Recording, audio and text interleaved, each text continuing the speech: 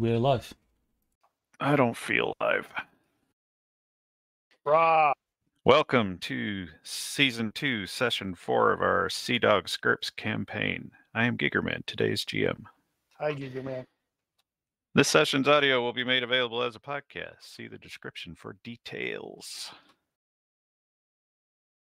Or don't. It's up to you.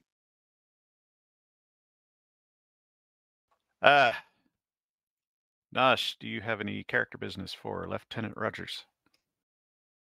I do not. Junkie, do you have any character business for Sir Randall? Just monkey business.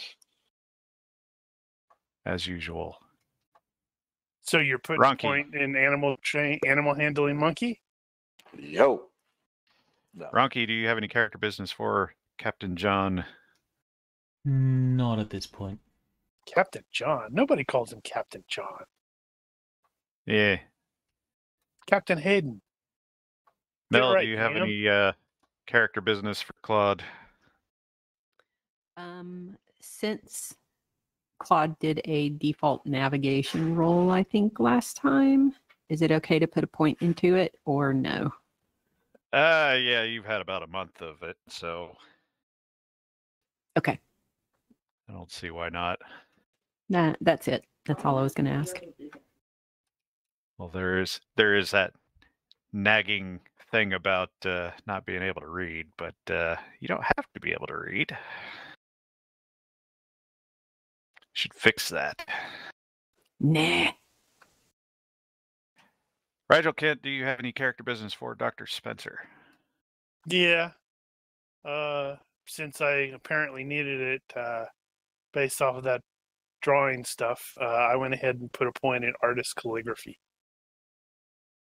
I'm also contemplating picking up that perk that I had mentioned, but I didn't know how useful it would be for the GM as well.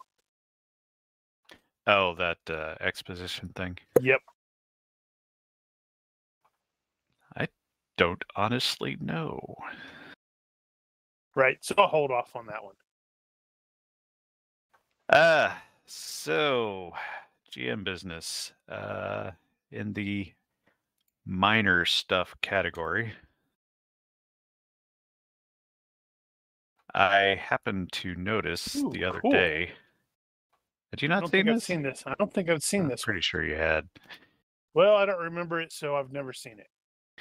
Well, I, for some reason, was looking at it the other day and noticed that there are, in fact, as pointed there, partitions.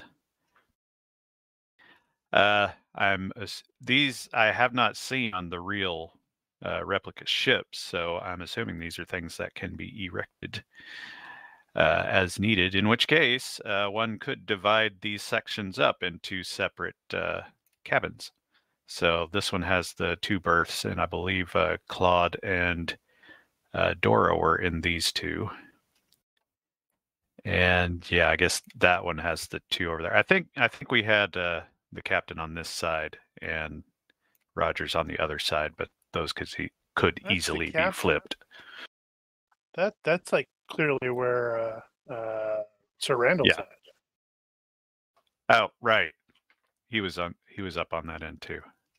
Right, Rogers is forward. Because he decided he wanted to be for some reason.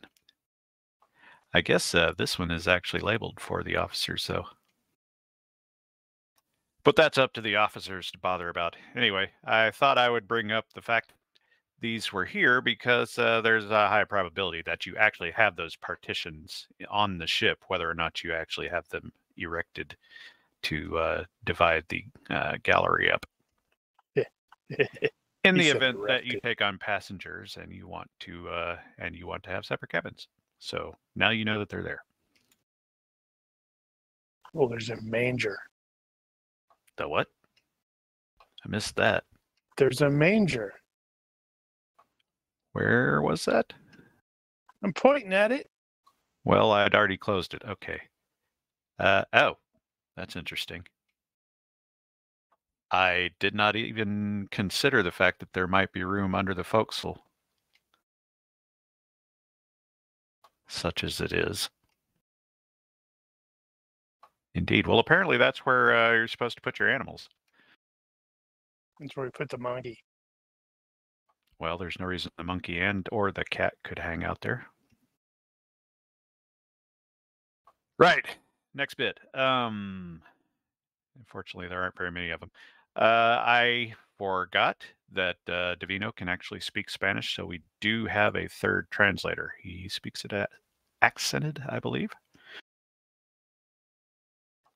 And as for the split going ashore, it looks like Divino might be more available to Claude, should Claude need translation services. FYI. Next bit. So I asked the question offline about SOPs for shore business, and a couple of you haven't made your thoughts known in that regard. So I'm going to ask you now. And the question that I was initially trying to ask, and this is the more important one, is what you do for leisure. And given that the two characters / players revolve around Rogers and Payne, I had already been. Rogers used to do his thing where he would stand out at the docks and watch things. So I assumed that would be his thing, but this would be your chance to say otherwise. Well, I can happily do those things, but I think if he's lecherous, he really doesn't want to just sit on the docks and hang out in the boat all the time. Well, apparently he's finally starting to loosen up. Now, he wasn't staying on the boat in that case, but whatever. And with Payne, he had been talking about trying to hit the salons. So I'm assuming that is his leisure thing, even though he's technically kind of working with that. Got to get a manicure. Also, I had asked for the SOP purposes that where you guys stay overnight. I believe Payne had mostly been staying in the slightly more expensive hotels and that sort of thing.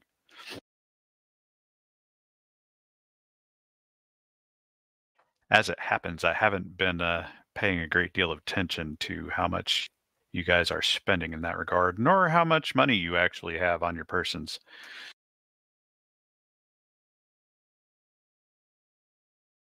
In Roger's case, I'm not sure. He doesn't have status, so he can get away with something a bit less. And just so you understand, the reason why I ask is because when I have to figure out where you are, that's how I know. And it's much easier if I don't have to ask everybody. And why is Com Junkie typing everything? He's sleepy.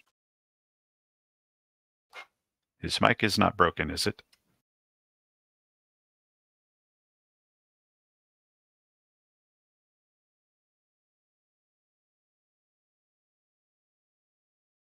Does want to interrupt. That's unusual. Just a question. Who are you and what have you done with Mark? Just a question while you're not talking about other stuff. On the map of the ship, the yellow section, or my yellow arrow, is that all open to the air? Yes. It is. So that there is the actual deck floor. Yes, it is. Cool.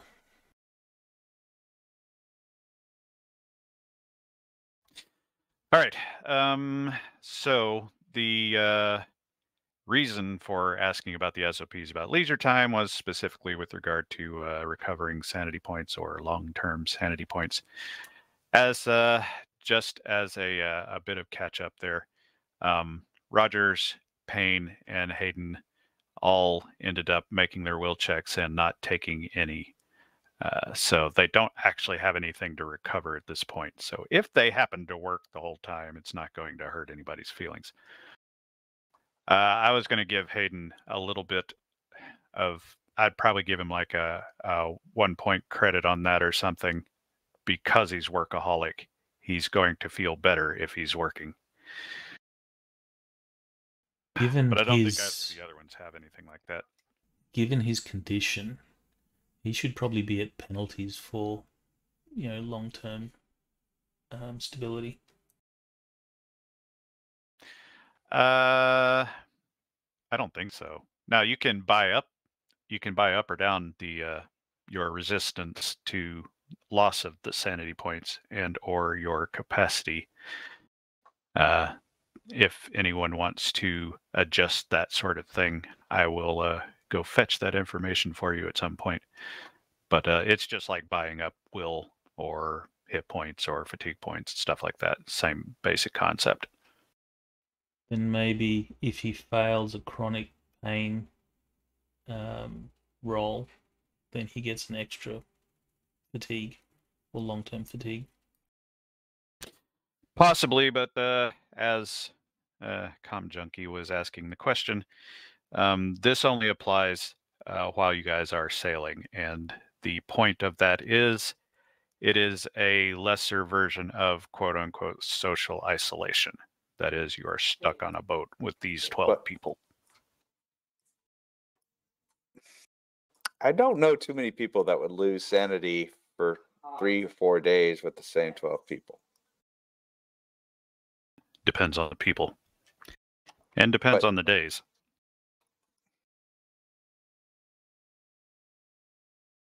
Now, having said that. So how easy is it to lose sanity in such situations? Because it seems rather... Let's just start losing sanity so quick that we can't recover it for just bad rolls. You get the will check to resist, and you guys are probably going to resist most of the time. But that's like saying I could go insane. That's like saying I'm going to go insane by going to work 5 days a week. Well, that's true. Well, it kind of happens. But not... Now, what I was about to say was, this may get adjusted a little bit. So I'm not settled on exactly how fast it collects. I just don't want it to never collect.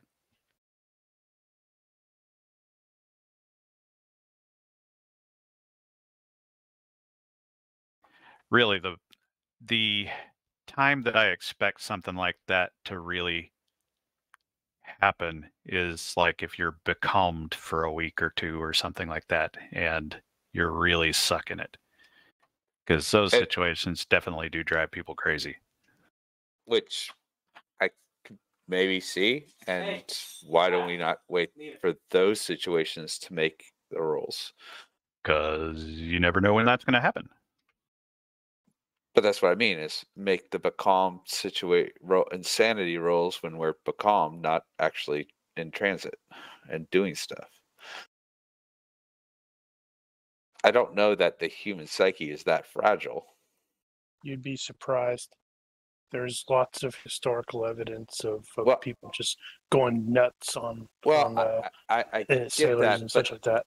2 days on a boat to hit land, 2 days on a boat to hit land, 3 days. Well, nobody's gone crazy here either, with the exception of Spenser, who was already. How long have we been on the boat at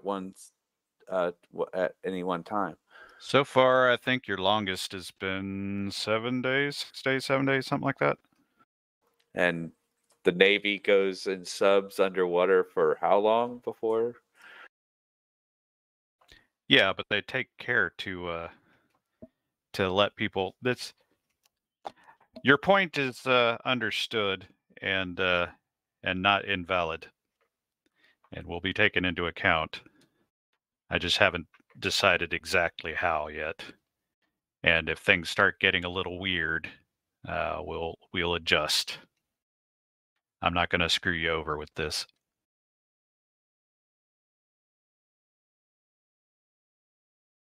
And that is basically all of that.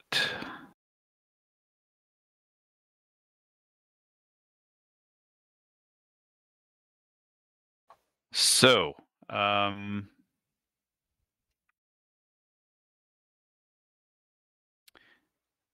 yeah. Sorry, I feel like I'm missing something again.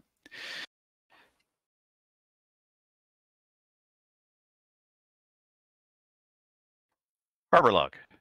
Friday, February 16th, 1725, Havana, Cuba. Cool and rainy with a light westerly breeze. Having arrived in Havana in mid-morning, the expedition has split up to their shore business as usual.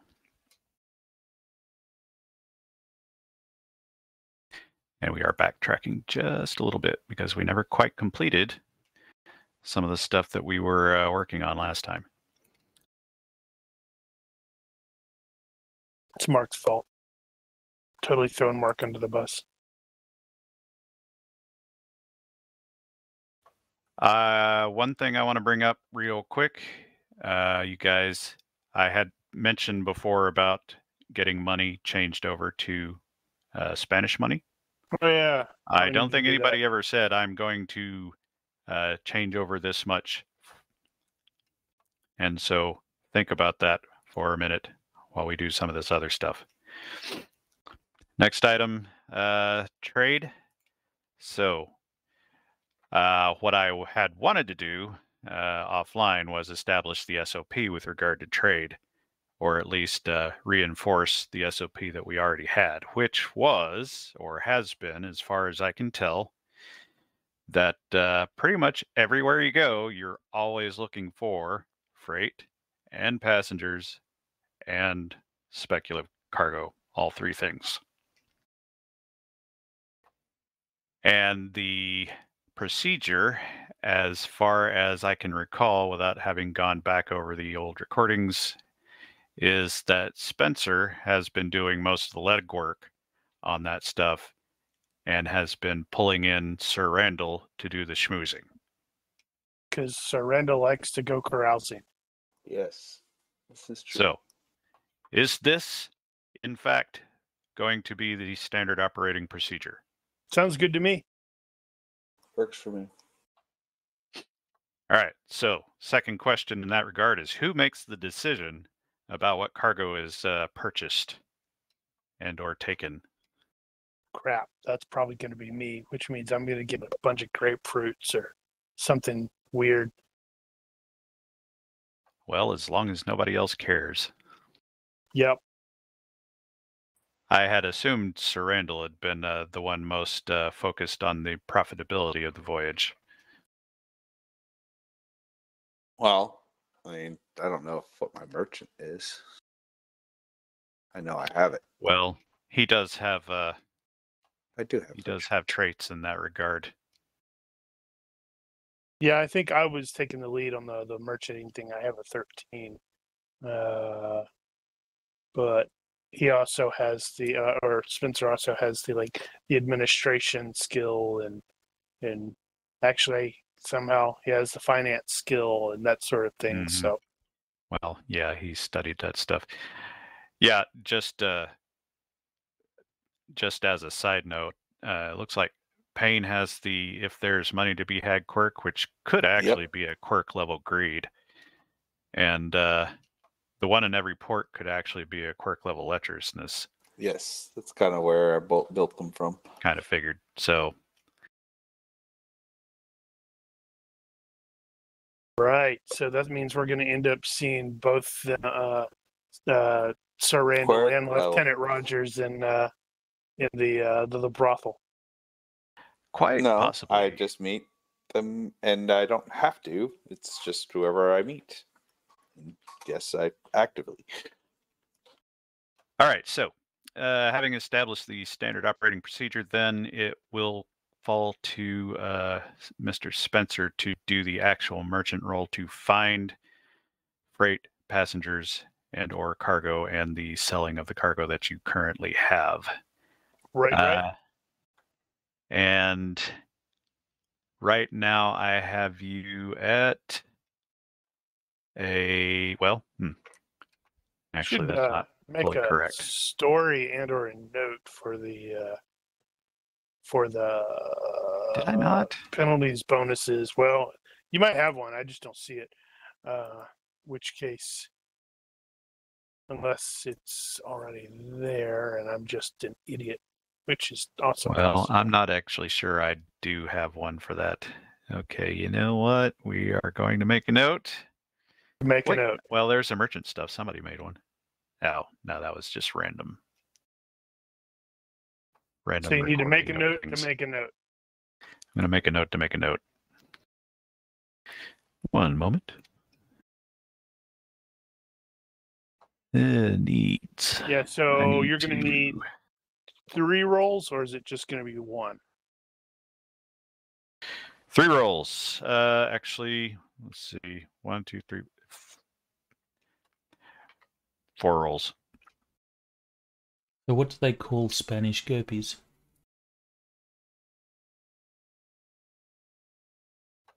GURPS?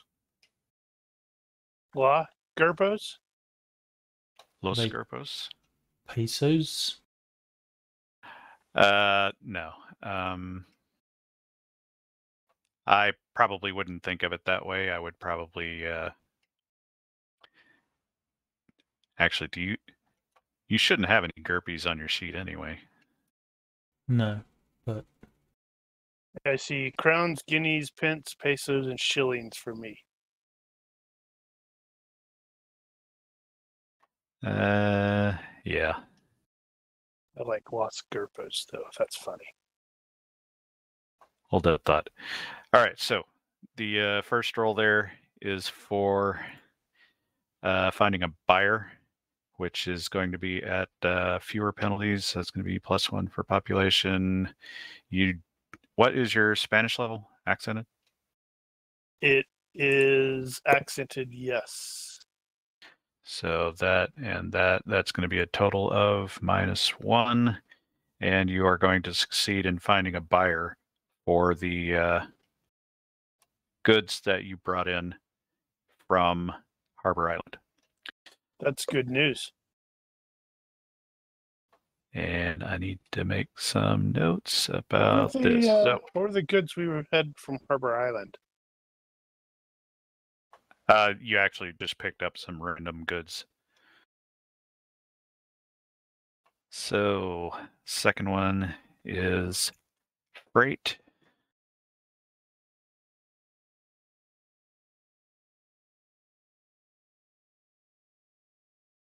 The third one is passengers.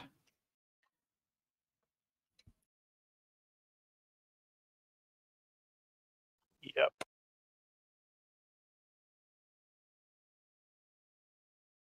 So that, I'm writing these down. No, that was a 9. And the last one is speculative cargo, and that is Probably not much there then. Not with that roll.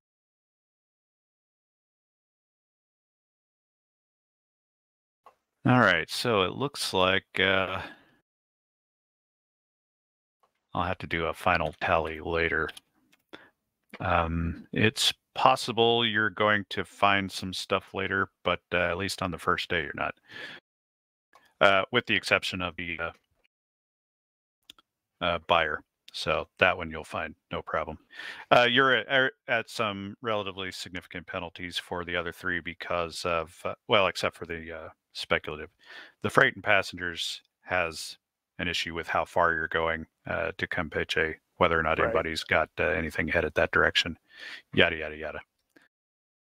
Yep. In this case, I don't think we were necessarily expecting to pick anything up, which is good since I got success by 2 on the first one after the minus, where you said is total -1. Yes, that is true.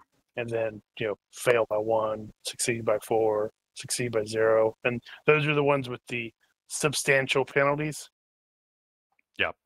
So that's probably like fail by 5, fail by 1, fail by 4, that kind of crap. Now, bear in mind that just means it may take longer to find it rather than not finding it. It's all good.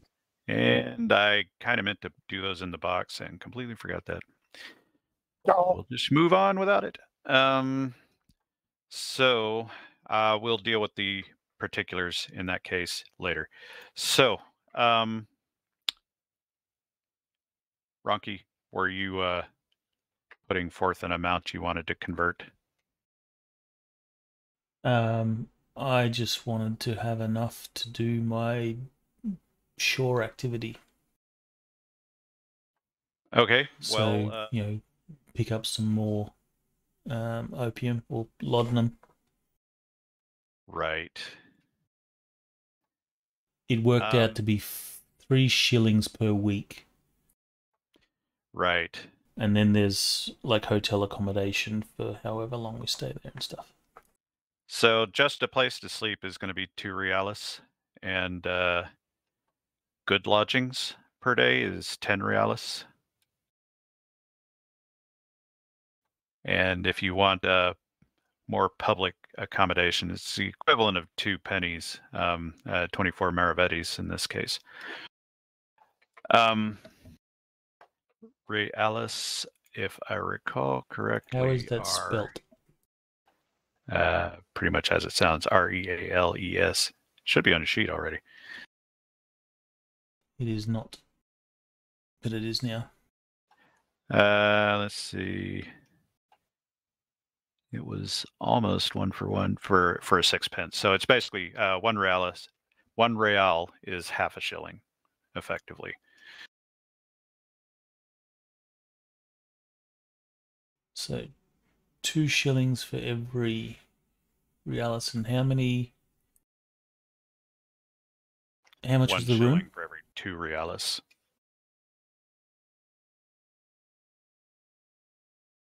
So how much is a room? What did I say? Lodgings? Which kind? The good lodgings? better than crap. Good lodgings is effectively 5 shillings, 10 reales. That's your baseline standard. All right. So for example, if you wanted to stay for 4 days, you'd want to convert like 20 shillings. Or thereabout. That's a lot of money. It is a fair bit. All right. Well, then I will convert 20 shillings. All right. I had planned to have you have to conversion rates and some stuff like that. I think I'm just going to ignore that for now. So you can just convert them as is. So if you convert 20 shillings, that's going to get you 40 reales. Now that's just the room. It's not food. It's not beer. It's not anything else. So yeah. Maybe you want to do more. But this does matter eventually, because if you have Spanish money on you at some point, say you get jumped by the Guardacosta and they say, oh, look, he has Spanish money. He's been trading with Spanish. Means he's smuggler. And some of you already have reales. Not me. I have some pesos. Or pesos. Pesos bigger. I have like 6 pesos. That's not much. Well, they're bigger than reales. Can we use pesos instead of reales? Yes. They'll have to make change. All right. But can we use it without having to convert? That's what I'm asking. Well, yeah, they're Spanish money. Right. How much do you have? Okay. 20 pesos. Oh, geez, yeah. Yeah, that's like the equivalent of 80 shillings. Oh, wow. Really? Okay, well, then I'm not converting then. Okay. There you go. Sorry, how many shilling? Or sorry, how many reales in a peso? Realis and a peso. Daniel's totally got a chart. No, I got a spreadsheet. That's more nerdy. 8. 8. 8 reales to a peso. Mm-hmm. I think Fantasy Grounds actually had a converter. It's got some stuff in there now, but I haven't used it because I don't know how it works.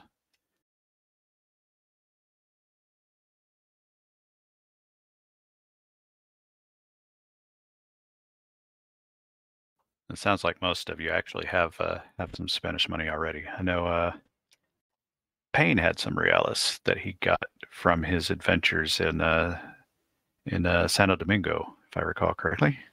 I have 10 reales.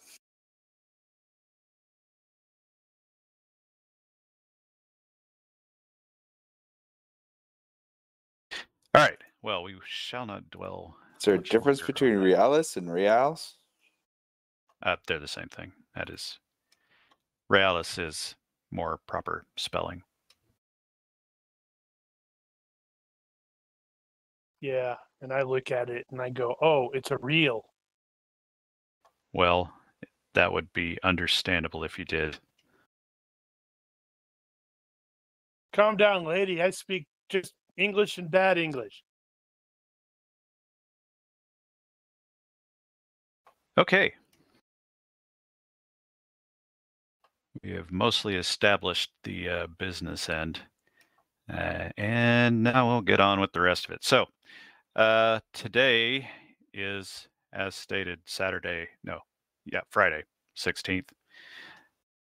And you guys arrived mid-morning-ish, before noon. And as stated, it is cool, and it's basically looks like it's going to rain probably all day. Here, off and on. It's not real heavy, but it's basically good English weather.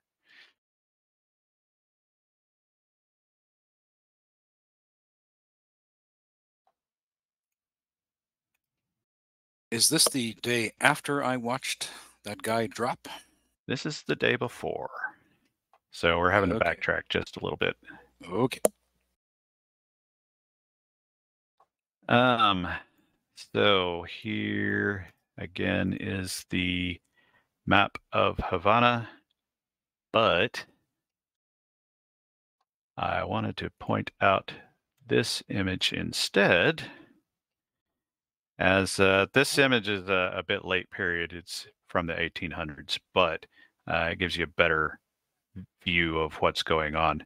Just FYI, this castle over here does not exist. And also, steamships don't exist. They could be like whalers and doing that thing. But they don't have paddle wheels. That's just a really big circle thing for Artistic flair. Yes, that's it. Artistic flair. Indeed. That'll Sorrento and wants one. I realize that I kind of need a token. At bay. Let's see. We will use. I don't have a ship. That's your problem. We got a ship. We'll use that. We've got that little map icon thing, but I don't want to have to dig for it. So I'm thinking you guys are probably anchored around there, so we will call it that.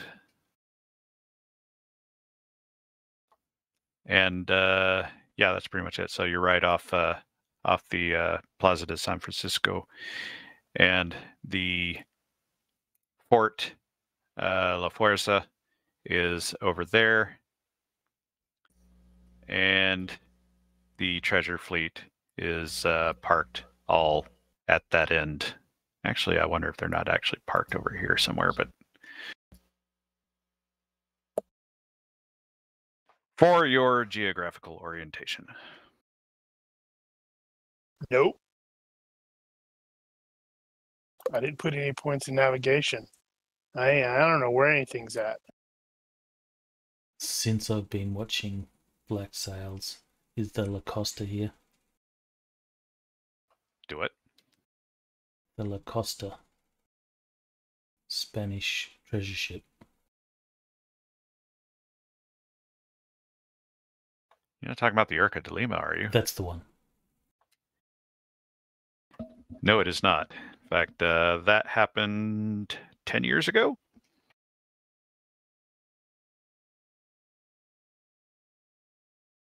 And also, if you're paying real close attention, you'll find that the writers of Black Sails had no idea about the geography.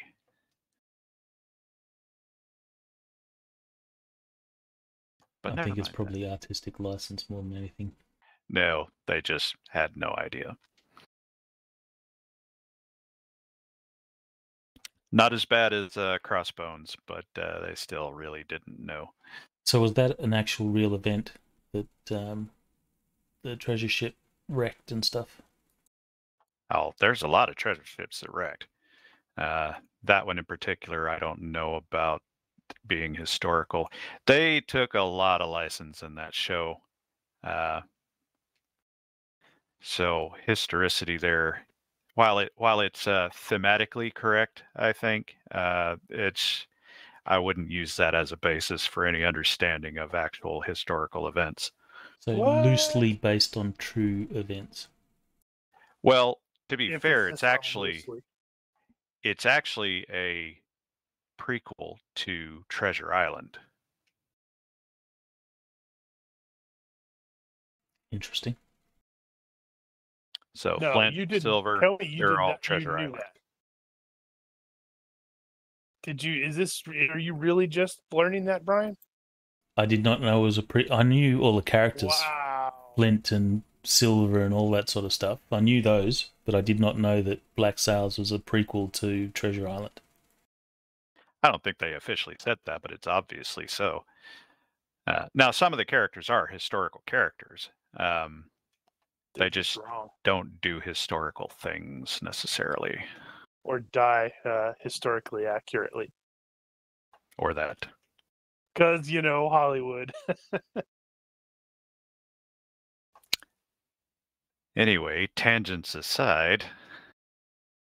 So you guys got through customs and all that and were pointed toward a particular berth and were told that you could unload and remove your goods to a particular warehouse where it will be stored before being dispersed wherever it ends up.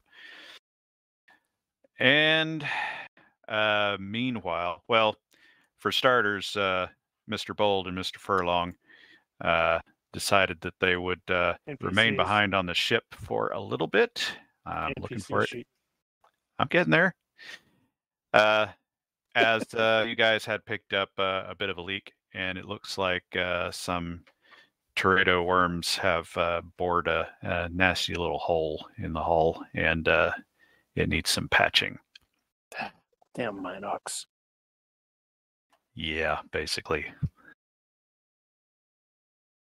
And while you guys are getting unloaded, there was an incident where another ship drifted a little too close for some reason. Somebody, the captain aboard at the time, apparently failed his ship handling role, and it bumped into the Grace, and their bowsprit got a bit fouled in the mizzen, and it took a bit of effort to disentangle it, but it was mostly just an annoyance and not a disaster. Okay, I'm gonna have to, call shenanigans again from when the last time you ran that. When you throw out the naval terms, you cannot presume that we know what you're talking about. They do that all the time in the movies. Of course, it's generally the other way around. They don't know what it means. They do that in Black Sails sometimes too. Mizzen is the sail. Mizzen is the one at the rear, and bowsprit is the one that sticks out in the nose. Right. Okay. Ooh, look how smart he is. Uh-huh. Yeah, busted black sails in the season 1 when they had a CG moment showing the ship, and it was and the flags were going the wrong way.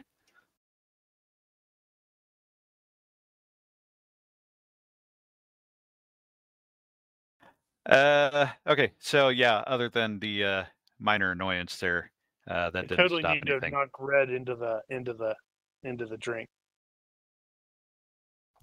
That was not rolled up. So as you guys are observing, you see that there is a lot of activity out here, in spite of the rain, although most people are trying to stay out of it. But there are a lot of sailors about, and given the fact that the treasure fleet is in town, you can pretty well guess that their presence is related, because those ships are big and they carry a lot of crew. There are a couple of other things that you notice. There is a very pretty French brig a little farther down the docks from you. 140-ton brig. Other than that, you don't know anything about it. And there is another one closer to the treasure fleet that is flying a British ensign. And the couple of you that have the area knowledge will note that the South Sea Company has a Asiento contract with the Spanish that allows them to send one ship per year along with the treasure fleet, carrying slaves and whatnot for trade, and that is their one gimme, which they abuse to hell. This one in particular is 500 tons, fairly big. Quite a bit larger than us. Quite a lot larger than you, yes. 10 times, in fact. We need to get a bigger ship with bigger guns. One of these days, man. At this point, you guys are all after the ship is unloaded and everything's stored. You guys split off and start doing your things. So, Mr. Hayden, as he starts poking around for where he might find the naval shipping list, he is immediately pointed to La Fuerza, which is just a few blocks up. And you guys passed it on the way in. It is a fairly small fort, and judging from the brass coming in and out, it looks like it's probably where the government happens. I hope the walls are cleaner. They're probably not. They might be.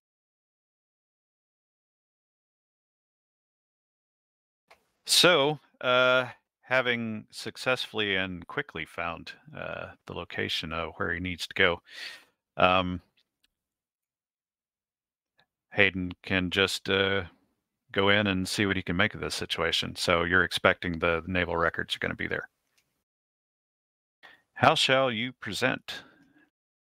Well, I'll need the translator. Right. You were taking Payne? Sir Randall. If he was available, yes. And Sure. I should point out that the translators totally got crossed somehow.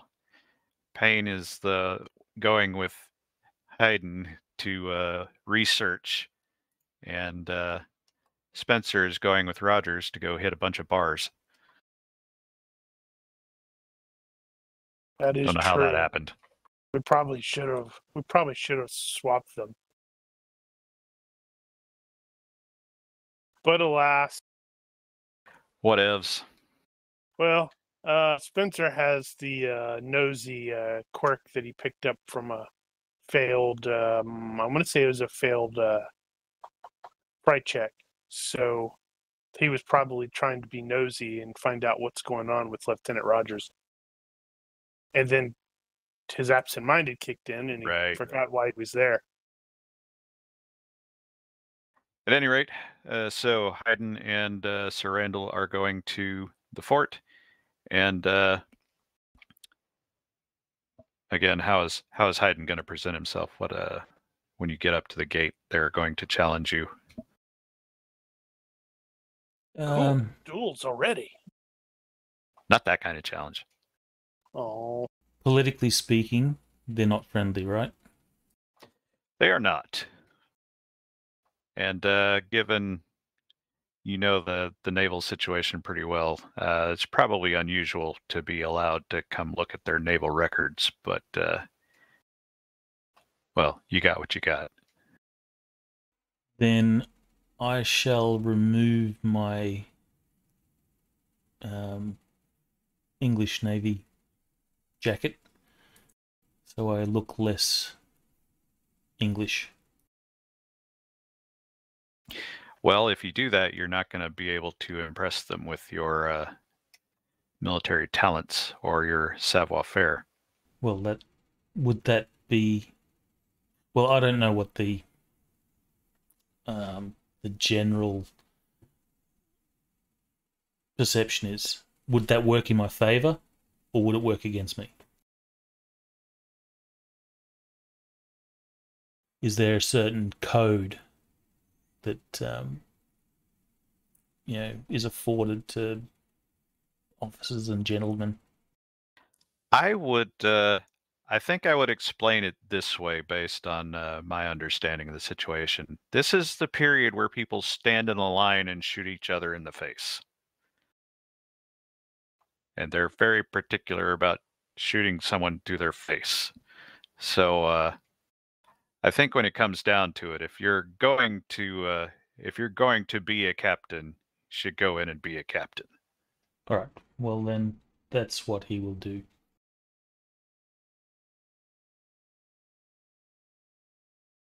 All right. So are you just gonna walk up, let the chips fall, or are you going to impress them somehow? He will try and impress them. He will announce himself as Captain Matthew Hayden. And he will... Sorry. John Hayden. I'm looking at my notes for Matthew Hayden. He's a spy. He's a spy. Shh. So I'll announce myself as Captain John Hayden. And I will request to see, I don't know the Spanish ranks, but whoever would sort of command this fort.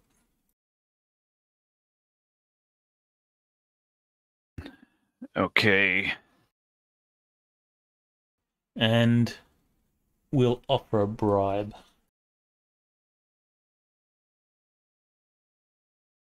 If it becomes necessary. So in terms of skill, I guess I'm using savoir-faire. Okay. Fair enough. Random question. Since Sir Randall is present, can he do assists since he's doing the translations? He most certainly could if he liked. Sir Randall can add whatever flair he wishes to. Damn. Jesus. Damn, dude. Yo. Recognize. High society. I'd like to throw around my status. El Capitan Do you understand General, who this captain is? El Capitan General no está aquí. But we can. They were going to ask your business before they took you in. We are here seeking some information on a a Matthew Sumner.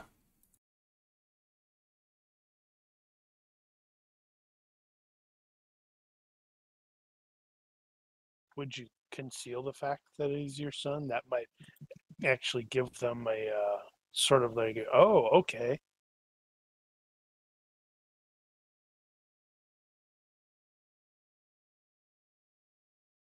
Well, it depends on how he's perceived. If he's perceived positively, then he'll add, "This is my son." Okay. The guards are going to allow you in and point you to an officer who's in charge of directing traffic around here. And his name, as he announces himself, is Teniente Vicente del Valle. And he gets a little more information from you after a little back and forth. Are you basically telling him that you're actually looking for a ship? Or you just tell him the story? How do you present that? I will tell him. So is he forthcoming with information, or is he, clammed up?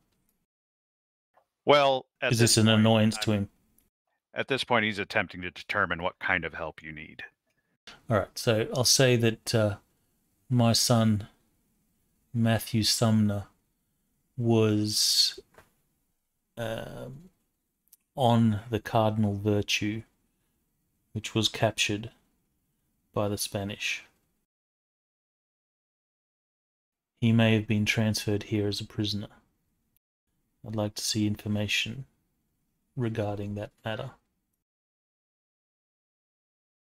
Now, the Teniente does speak a little bit of English, so he will respond in English to the extent that he can. But I imagine you guys are going to back and forth a little bit on that. And he will say that, okay, well, if you're looking for a ship, then you need to see the naval shipping list. And he thinks about that for a second and says, yeah, follow me. Yeah, so Sir Randall might be able to learn about the latest high society parties while he's here. You know it. Possibly. And so you guys go into I'm assuming there's some cells below or something like that where they keep their records, and there's a big room with a bunch of books and crap in here, and this is the sort of thing you're used to seeing in the Navy, at least, so this is all pretty familiar. And as he's poking around, he says that yeah, there was another guy looking for that ship too. Just came in here a few days ago. Really? Do you remember the gentleman's name?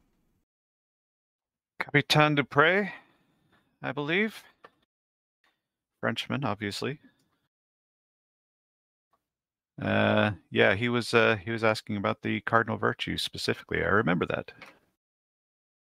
Do you know if he found what he was looking for? He did, and it was in this book, if I am correct. And he will go over this particular book of records from how far back was that? It was like 5 years. In my notes, I've got in 1720 the Cardinal Virtue was captured. 15 September 1719. Almost 20. Yeah, so go through the records, and he kind of goes right to it because he already knew roughly where it was, and shows you, yeah, here's so the Cardinal Virtue was captured, and it was brought back here to Havana, It was here for maybe a week, and then it was given a crew and sailed back to Cadiz to be collected as a prize. The prisoners were taken then to Del Moro, and we don't have the records here in the shipping list as to what happened to them. But you'll have to go to the other fort to see about that. Is there any names in the manifests? No, not in this case. The names here are related to the Spanish captains that brought it in.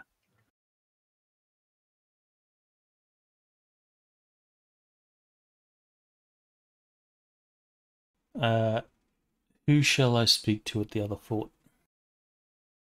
I would not like to trouble someone unnecessarily.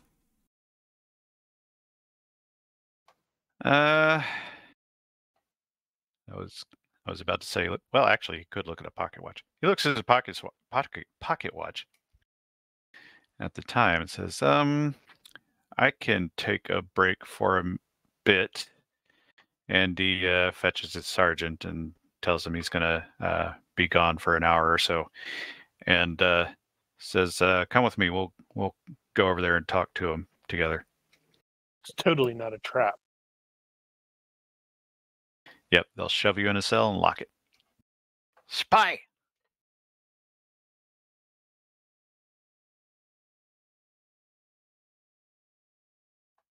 Thank you, sir. You guys will go back out to the docks, and he will requisition a boat to cross the harbor, and you guys walk up the hill to Del Moro. And random question, really quick. Did I'm wondering if Hayden or Payne recognized the name of the captain that was poking through the stuff? Dupre? Yeah. No, that name is not familiar.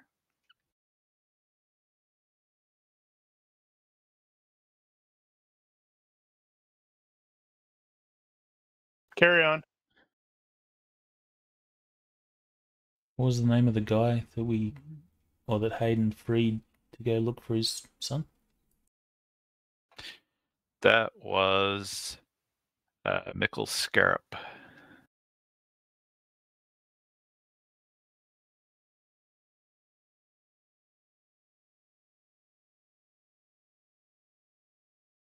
So you guys come up the hill toward the castle and enter, and Teniente yaps away a little bit here and there at this guard and this officer and that officer, and you guys descend into the bowels of the fort, and you can hear people complaining back in the distance, and there it's clearly got prisoners. And you are shuffled off into a room where they have, once again, a bunch of records. And you guys start poking through it. So it will take 1d6 hours. You may roll. It's going to take a while.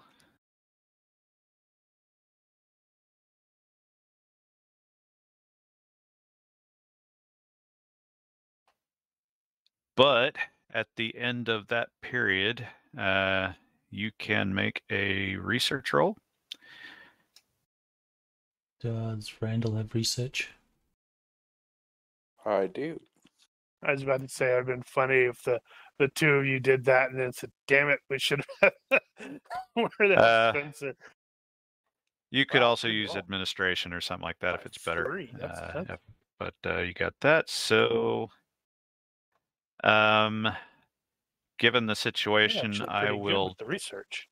I will take that as a time reduced by 30%. Actually, for my notes, can you type into chat the other person that was looking for the cardinal virtue?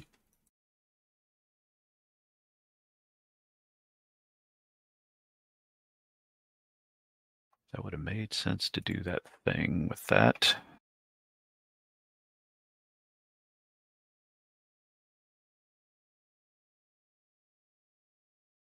All right, so instead of 6 hours, you cut it down to 4 hours, and you guys were eventually able to locate the prison records relating to the Cardinal Virtue and its capture and presentation here in Havana.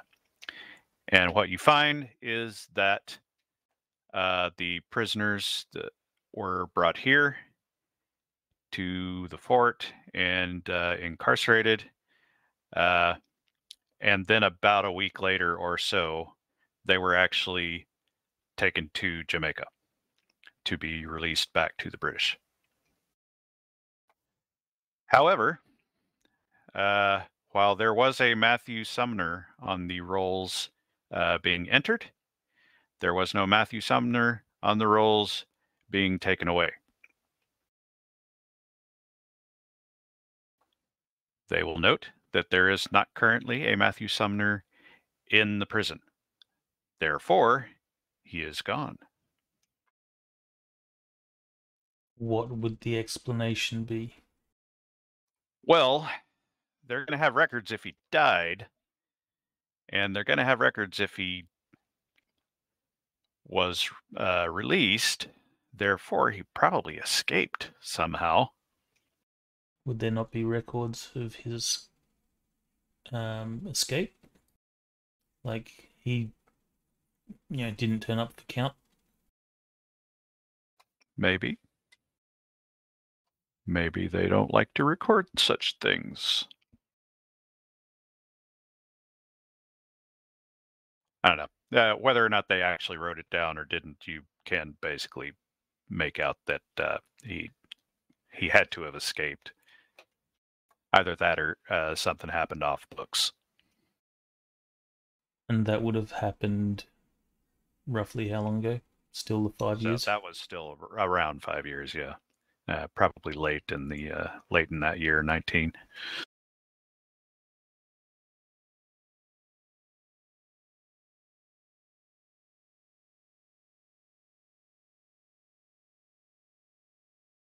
And with that, unless you have any other questions you need to clear up first. No, I think I'm good. Okay. Claude, you have been poking around at the docks today, and I will again point out the fact that Divino can speak Spanish, and Divino is also poking around the docks. Although in his case, he's actually looking for work because he's a weirdo.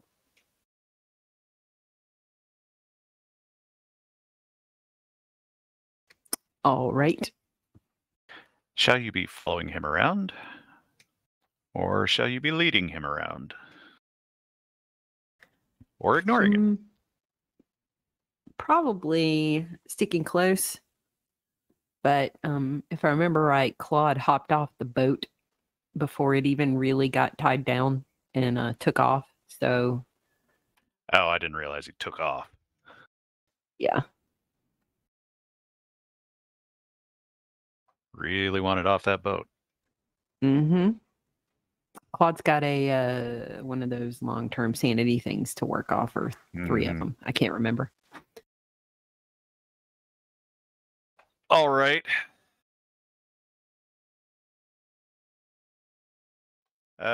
So at some point you will find yourself looking at that French brig.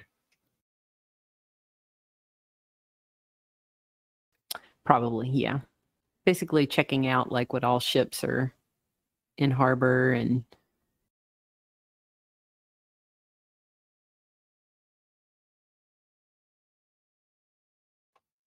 It looks something like so.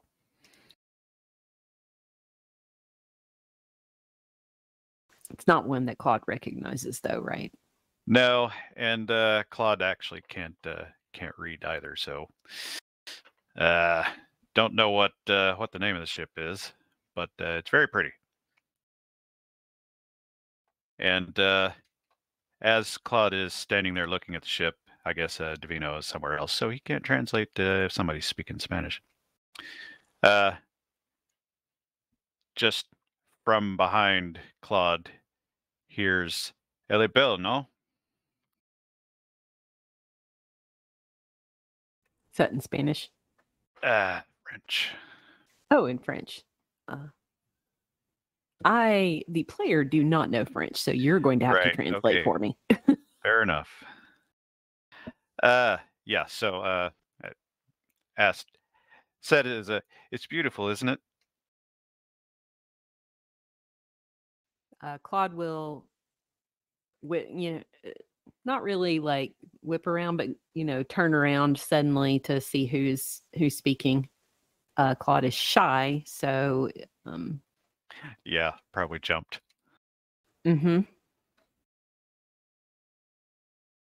Looks like so. Claude will, after a moment, just quietly, yes, it is. Are you looking for work?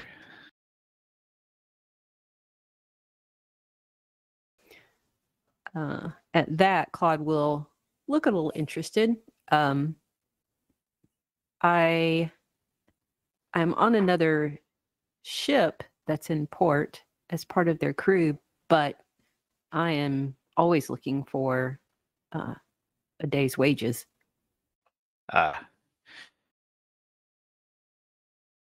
No, we could always use new crew, but if you've already got a ship.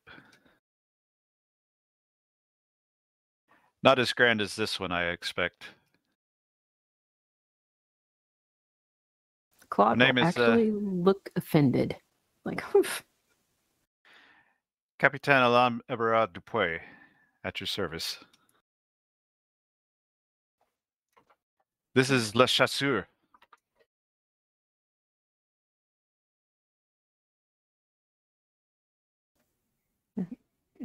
Captain, it's good to meet you.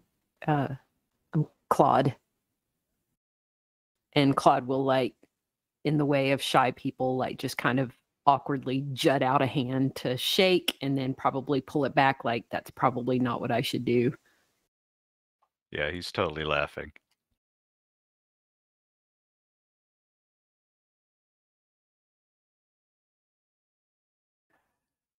Well, pleasure to meet you.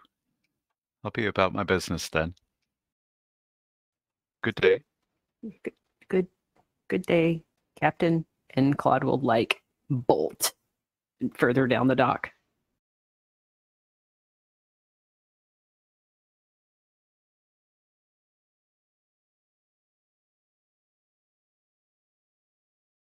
Let's see, who's next? So sometime in the afternoon, still raining all day here and there, as it has been.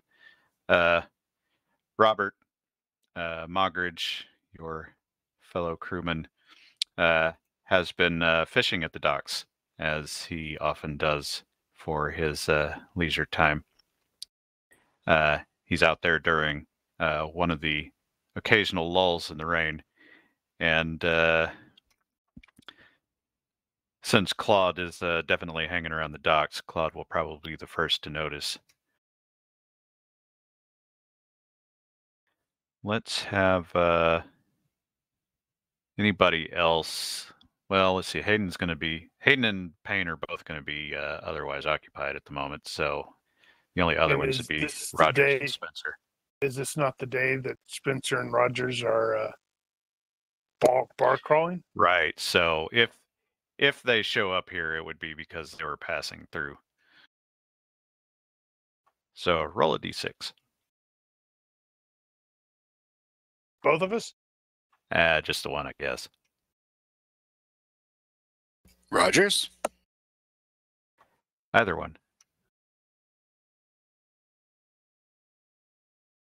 All right, so you guys didn't catch this. So Claude is the one that gets the sees this happening. You see Mogridge was fishing. He waves back at you as he's clearly fighting something very heavy. And there's a bit of a commotion starting at the docks because there are a number of other people here that are getting interested in what's going on. And sadly, Randall can't see that he's going to land a merman. No. Though you could always tell him he has. And which crew was this? I'm sorry. I was writing a note. You know, I meant to actually do the thing. Hold on. It was Mogridge? Yep. Mogridge. Okay. Sorry. Yeah, so he was having some difficulties pulling this fish in, and took him about an hour. Wow. Hopefully a big fish. And once he finally pulled it in... It's a merman. It's not a merman. It's freaking huge, though. That is a large fish. And of course, once he finally hauls that thing in, the crowd that has gathered around is all clapping and all that. See some coin change hands. Mm-hmm. That's a really big fish. Yeah, 100 pounds. It's an ugly one, too.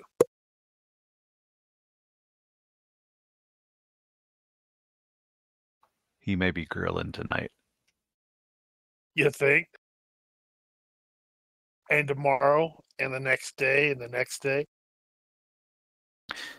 So, in the meantime, Rogers and Spenser are doing a pub crawl. We took Dora with us. With Dora? Which is odd, but eh. And throughout the day, you're hitting a number of these places. And what I'm figuring is, so Rogers is doing two things right now. One, he's looking for the British spy network in town, and the other one is he's looking for Pickford Rodney. When it comes to the spy network thing, what I was going to ask was, if you were a spy in Havana, where would you set up shop? Because if your job was to find out military or government secrets... But Taylor. Boom. That would be fun. I did not think of that. No, that only works in Panama, Mark. It's still Spanish. Right. You didn't get the reference then, did you? Soldier Tinker Tailor? No, the Tailor of Panama. Oh. Oh. Yeah, I wouldn't have similar. got that either. Yeah. Mosh doesn't have any ideas. Well, Nosh has many ideas, but Nosh isn't a spy. Are we sure of that? So I could presume somewhere with some way of interacting with the fortified area of the harbor. Okay, well, if Notch doesn't have any particular ideas in that regard, I just figured I'd give you somewhere to start. So there are plenty of bars, taverns, and whatnot that are in the general area, and there are a couple of barracks, at least, that are pretty easily spotted with a lot of military traffic. So it seems like the logical places to start. Might also be a good idea to be like a innkeeper or tavern owner or whatever. Like yeah, those kind of things. So just to establish how he was beginning his search there. But so for the day, of the 16th, by the end of the day, he has not come across anybody that he has identified as a potential British spy. Oh, right. The other thing I was going to bring up there was signal. So I figured I'd let you decide what sort of signal would be appropriate. But I'm remembering, for example, the Culper ring had that deal where anytime the tavern guy wanted to disseminate some information, he would put out an ad in the paper for like raspberry brandy or something like that. Now, in this case, you don't have a paper you can do, but you could, I don't know, be creative. Well, I suppose I could put something on the back end of the ship. You could.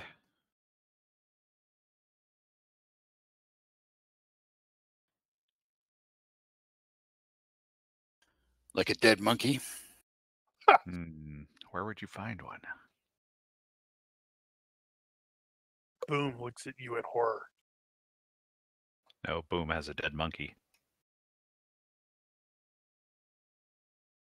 Don't ask where he got it. But yes, I could go all X-Files and put something in the window. Yeah. All right. Well, so you're doing that and bar hopping, and we'll see if anybody picks up, but not today. But as you're going through, you did get some people that recognized the name of Pickford Rodney and eventually pointed you toward the prison. So you'll be going there in the morning. And seeing it got dropped. Twice. Yeah, it's whoa, deja vu. So later, well, in sometime in the afternoon, Hayden and Sir Randall are basically done with their research, have found what they were going to find. What is Hayden going to go off and do? Seeing as he's accomplished his business here. Then he'll resort to his SOP. So he'll take care of our ship matters. So he's going to grab an armload of paperwork and go back to his hotel and start going through papers. He should probably get the administration skill. He probably should. He's usually got people for that, though. Unfortunately, there's a lack of that. So he'll do that, and once all that's taken care of, then he's going to gather information for our next leg. If there's any important information that we need to be aware of, he's going to try and find that. Okay. And after all that, he'll just pull out his books and read in a quiet corner. All right, well, you'll be about that, and Sir Randall will be released to his own affairs, at least until Spenser calls him up and says we need to schmooze. But that probably won't happen today.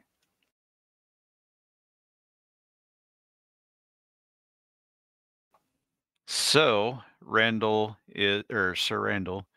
is running about, attempting to find some amusement for the evening, some gathering somewhere with a bunch of hoity-toity types.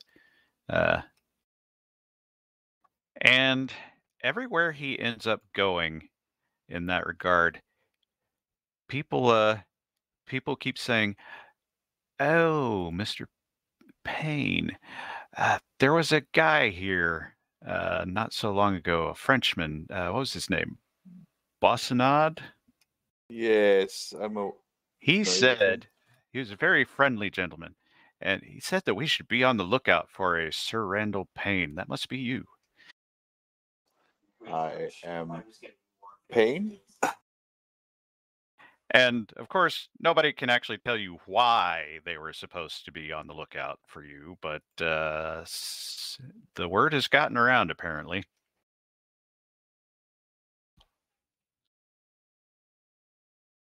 Man. That rival of yours, you're going to have to kill him one day, aren't you? Well, he's not out to kill me. That you know of.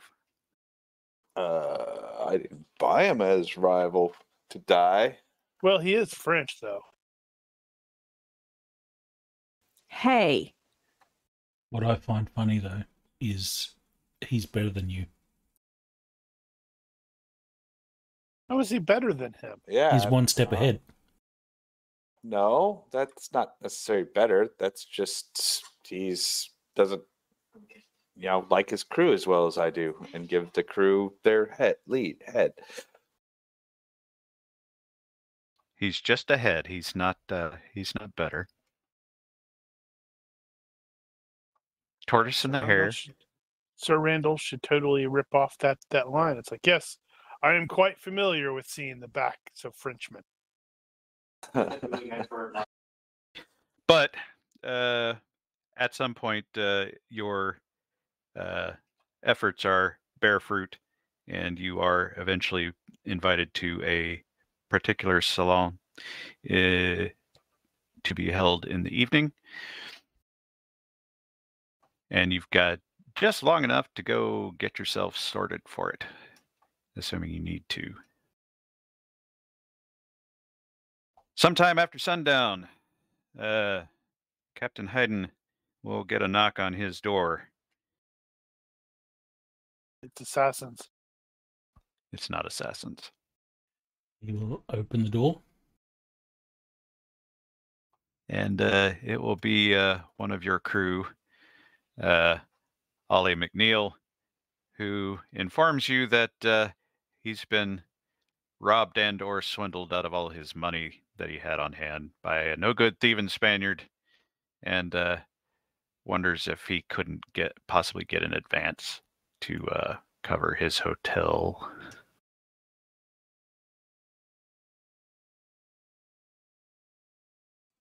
Does McNeil, is from knowledge, is he a gambling sort? He's a sailor. He has been known to place a bet here and there. Maybe not as a profession. Lies? No.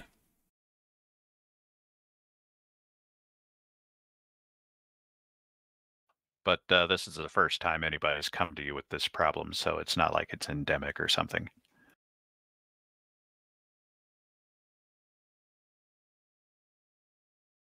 Who normally does the payroll? Is that the quartermaster? I believe the term you're looking for here is steward. It's not purser? Or possibly purser. Who is our purser? I wonder. Do we have a purser?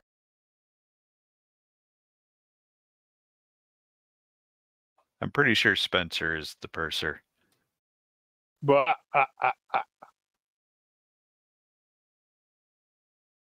that's awesome. I can chastise this guy for losing all this money. Well, Mr. McNeil, while I sympathize with your situation, you do realize that it is Mr. Spenser that you must see with regards to a forward on your pay. Oh yeah, I figured I'd get permission first. By all means, you have my permission to see Mr. Spenser, but the decision falls to him. Aye, sir. Is there anything else I can help you with? No, sir. You could tell me where the doctor's sleeping tonight. You can tell me where the doctor's sleeping tonight, sir. I assume Spenser and Hayden are in the same place. Those are better than crap. Maybe. Apparently that was not the SOP.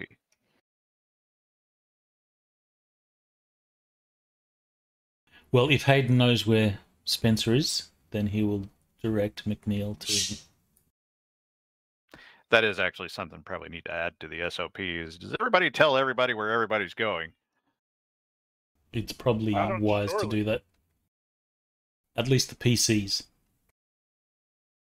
No, The I am important making characters. the assumption that the rest of the crew, if they get hotels or whatnot, that they are going to all stay in the same place or near enough. Just 1 second.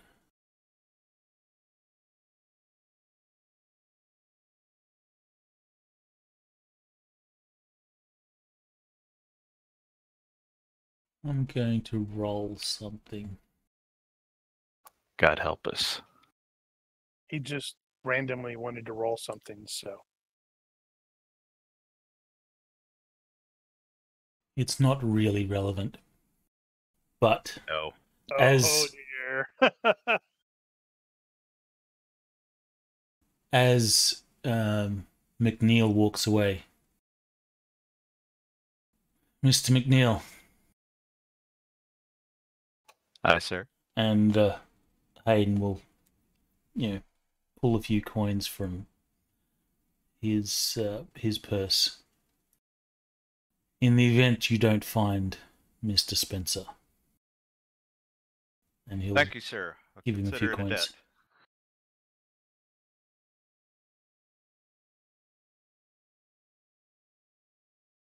So, I don't know, a couple of pesos. Yeah, that's probably all he needs. Just a nice dry corner somewhere.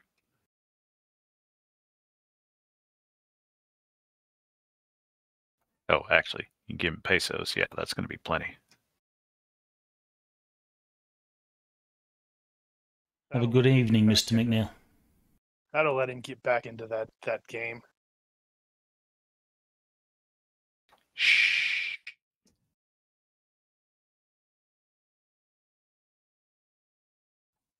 And with that, a little bit later, well after sundown, Sir Randall will go attend his shindig.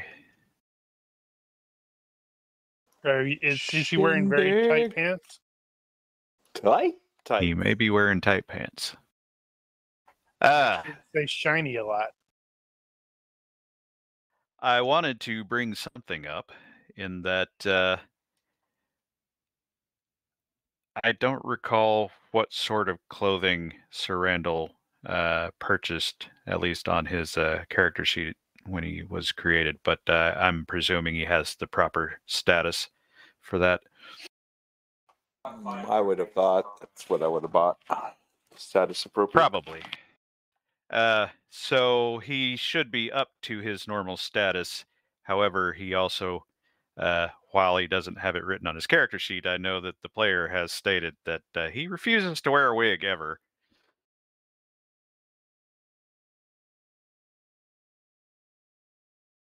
Oh wow, I thought that was actually a quirk. Unless the player decides to backtrack on that. Let's see. That guy's not wearing a wig. That guy's not wearing a wig. That guy's not wearing a wig. And Are that you guy's sure? not wearing. Yeah, you can tell those aren't wigs. Yeah, well, this is a later period anyway. He's not wearing. That guy's wearing is. I'm just saying. Is wherever. Whether or not you're wearing whether or not you're wearing a wig kind of depends on your status, and you're at your status level. You may be expected to wear one. Oh, good lord! That just means you might be considered a little out of fashion and may raise an eyebrow here and there. I just wanted to bring it up. It may just draw further attention to him. They're like, ooh, It may just draw further attention to you. He's a rebel. Edgy. How did wigs ever become a thing? I have no idea. It seems British, man. completely ridiculous. No, it's not just the British in this case. It was the French. Guys, it's probably the French who started it. It was probably the French. That sounds like a thing they would do. It seems to me it had a lot to do with keeping your hair short so lice would just stay in the wig. That seems appropriate.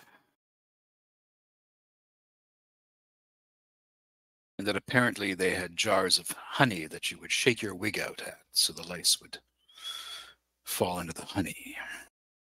Yeah, that tracks with my understanding as well. All right. Well, in any case, I'm not going to penalize you for that. I just wanted to bring it up. Since you're a foreigner anyway. So you did get invited. You show up. There are probably, I couldn't find a good image for a party that was, smaller than that. So it's not quite that packed in this house. But there's stuff going on. You feel good. You feel high society in here. My people. Although they're all Spanish, and you have trouble following sometimes. You do have accented, right? Yes. Yeah.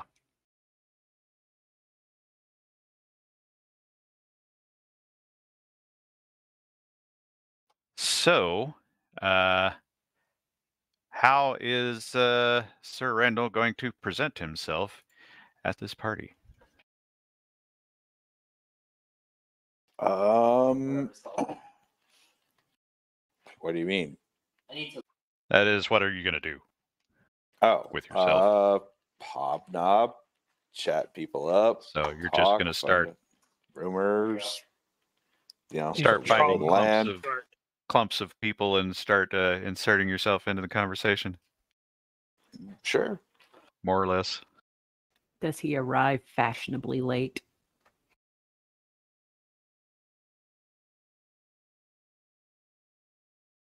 I think it's expected of the French. Is it not? You're not French, though. Well, but you're not French. Oh, never. That's right. Spanish. So as he's like moving around the crowd, do we hear the Jaws theme? No. Exactly. Oh, a lady. Well, given that, I will allow you to make a roll against Savoir-Faire High Society. You will be at -1 for your accented Spanish. And you may potentially roll a complementary skill if you have one in mind.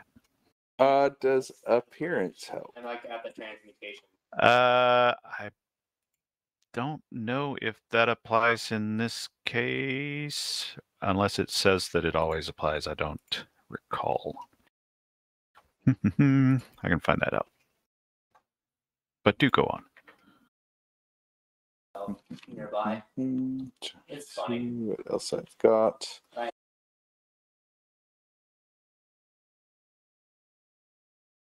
Sex appeal. Yes, I was going with that, and it would for that for sure. But I think it's already applies. Oh, does it? Okay. Gives +1 on reaction rolls, but does that have a different rule?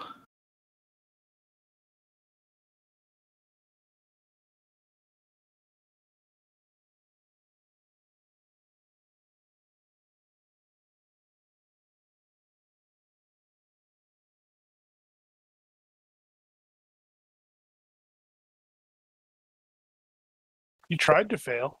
Apparently. Congratulations, though. You failed to fail. So I guess that's something.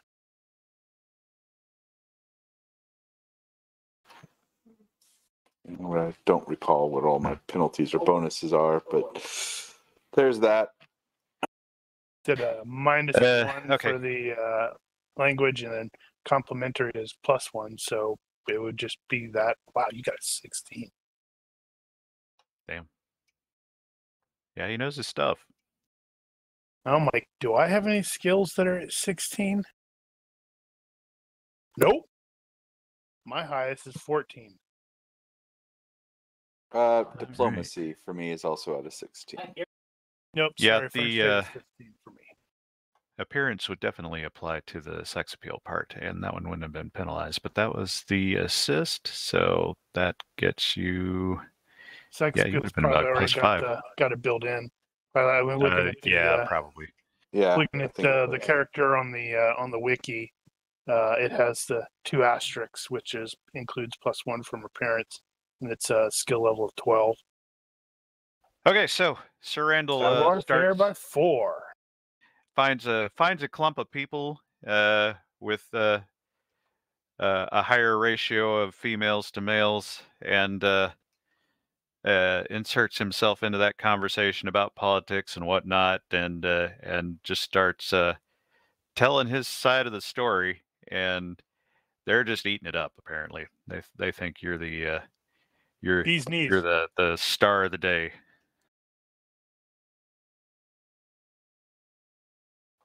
Snickering at your accent. I lean into it.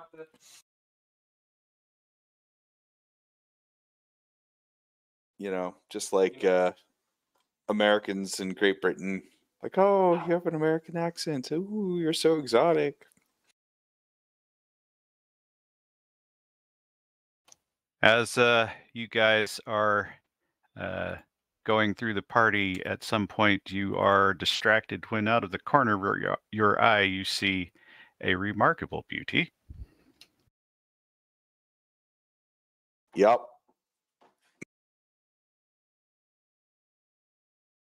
And you notice that while people do seem to glance back there, they're not really interacting with her all that much until one particular fellow seems a little grabby to you.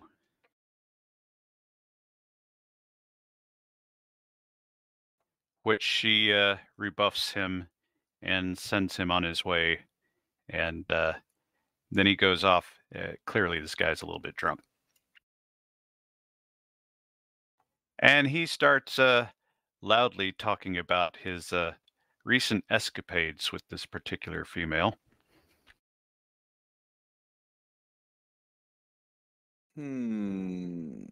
What She is appropriate role to embarrass him or Rapier. I don't have rapier wit. Well, yes, Rapier. but He was talking about rapier point. But what would be the right? So your attempt is to insult him or embarrass him. So I believe there is a thing for that. Hold on. That's the beauty of social engineering. It comes up with things for that. A question for you, Mark. Does he actually have guilt complex? I do. Oh, we forgot about that. Yeah, after you know, I meant some of the characters got shot. I meant to bring that up because you skated on that one. I thought it was with death, not injury. Nope. Yeah. It's kind of brutal. You'll want to reread it. Let me read it.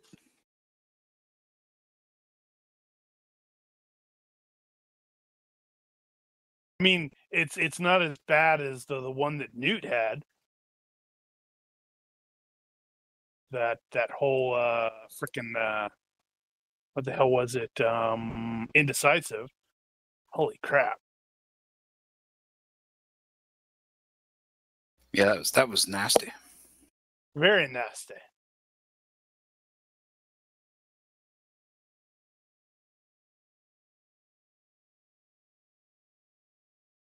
Yeah, it's one of those. It's like if they are, I want to say if they are, anything bad happens, like if they're injured or whatnot.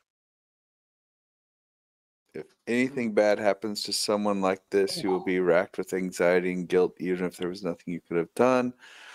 Okay. Yeah, that's like now. All right. Define bad. An injury. we had 2 characters who were shot and could have died on the operating table.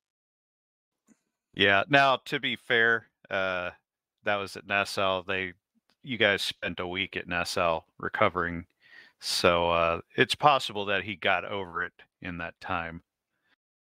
Probably I wandering don't like think it a lasted worried that long. like a father waiting for his wife in labor kind of thing. Anyway, All right, that I'll was just make sure I a bit of remember a that. rabbit hole there. So it looks like Others public can't speaking- help. public speaking, fast talk. It's not in print, so not writing or poetry. There are some other things. So, for example, if you knew something about this person, you could poke at his particular flaws, character flaws, that sort of thing. But given your character, I would probably guess that fast talk is going to be the one that you'd want to use here. Yeah, I think that's right. And if you win the contest against his will, you can basically trigger bad temper, bully, or just make him back down in general. Quick, get him to challenge you into a duel. Because the What do I ladies end up like with? you. Ooh, that was a pretty good roll. So are you just tell me about My what you got attempt is to either get him to basically knock it off, and if I can't, if possible, like quite shut him up and have him like lay off the subject. My friend is dead tired. Yeah. Sounds like he's compensating. Yep. Or yep.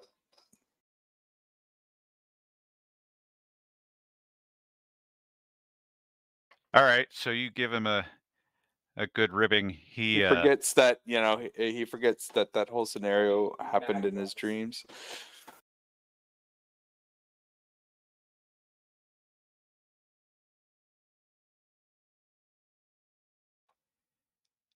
He realizes that you are insulting him, and he gets a bit huffed, but he does refocus himself on you. Fight, fight, fight, fight. I'm capable. And he will get a little into your personal space, and you can smell the alcohol. I will definitely make comments about. I was like, "Woo!" Tasting the wonderful the wonderful a bit too much into the quality rum around here.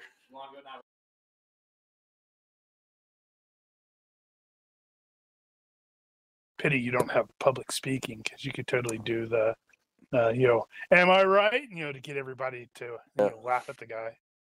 Mm-hmm. I think I'm going to be picking this up. Public speaking insult. Yep. Actually, what is that? I think there should be a skill for that.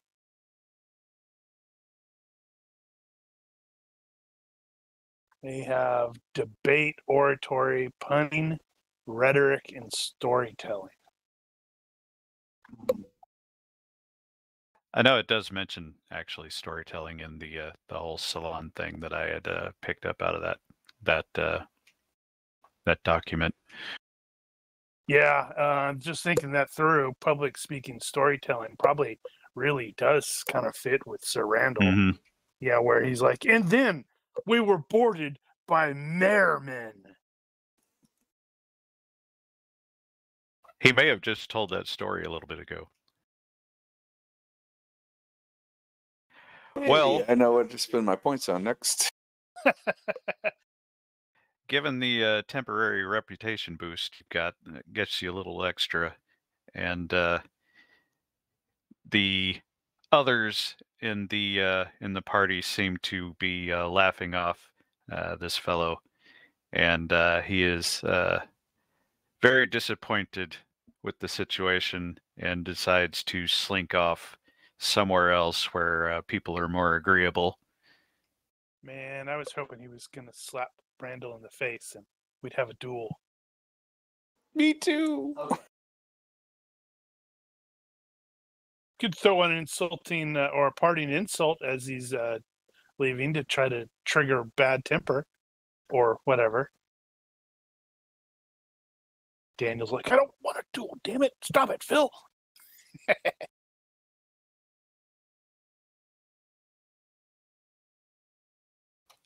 What now, then? Well, I will,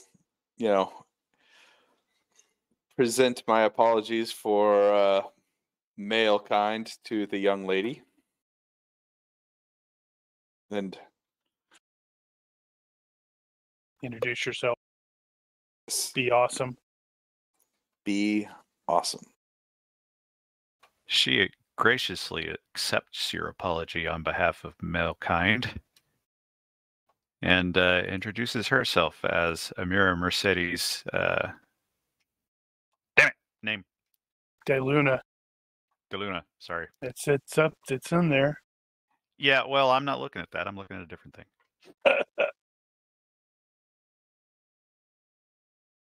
And says you duel well, sir. And she is speaking English at this point, and her accent is adorable. As it should be.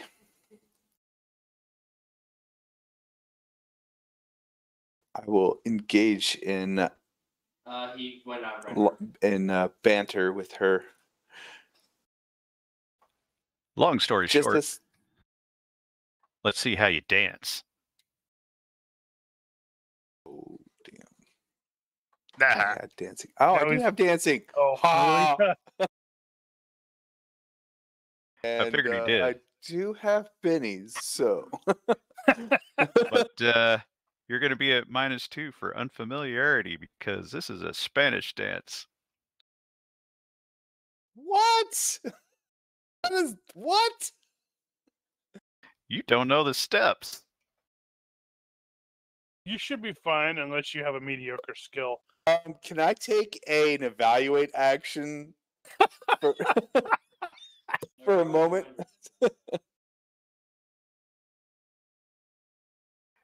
You know, I'll allow you a compliment.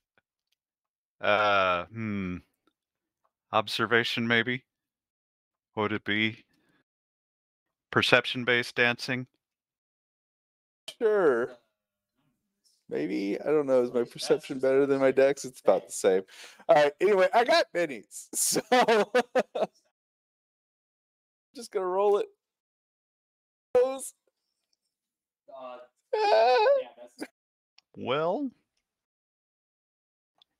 was that the assist?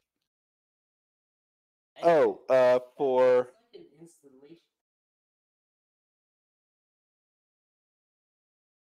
I guess carousing would be. That's true. That's true. You could totally cheat and use carousing for that. You look like you're partying. You're doing it on purpose. Yes.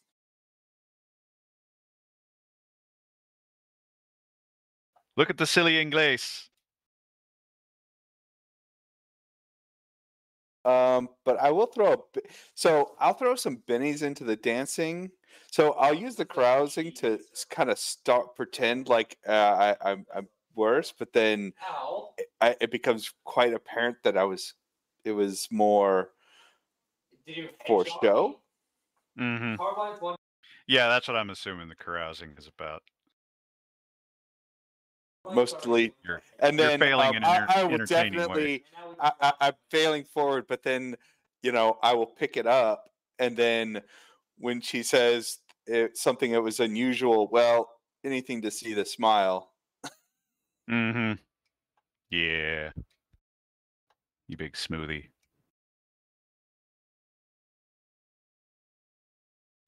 All right. Well, the evening passes.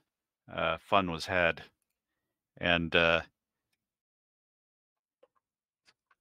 toward the closing of the event, Amira will have you escort her out to the door and see that she is awaiting a coach.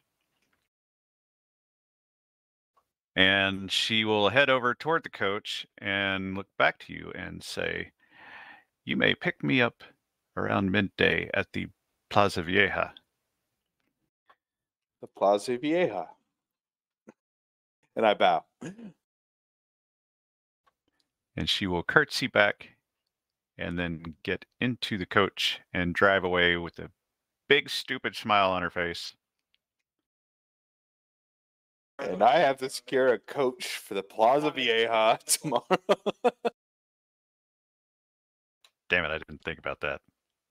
Should have got prices for a coach.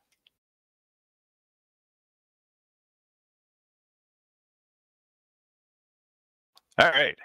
And with that, Friday comes to an end.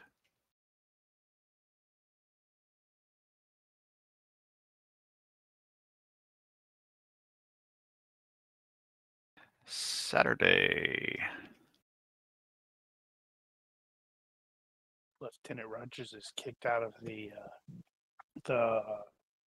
brothel. Lieutenant Rogers is going to be kicked out of the brothel. So, stuff going on. So, in the morning, the rain has finally stopped. It is going to be partly cloudy all day and still cool, but the breeze is not too bad. And the moisture is somewhat reduced. And given the situation at the moment, I think I am going to take a break. You're a slacker. And we will come back and get to Rogers and his morning issues. Is that what we're calling it now? Morning issues? I know, right? Indeed. Excellent. Brief intermission.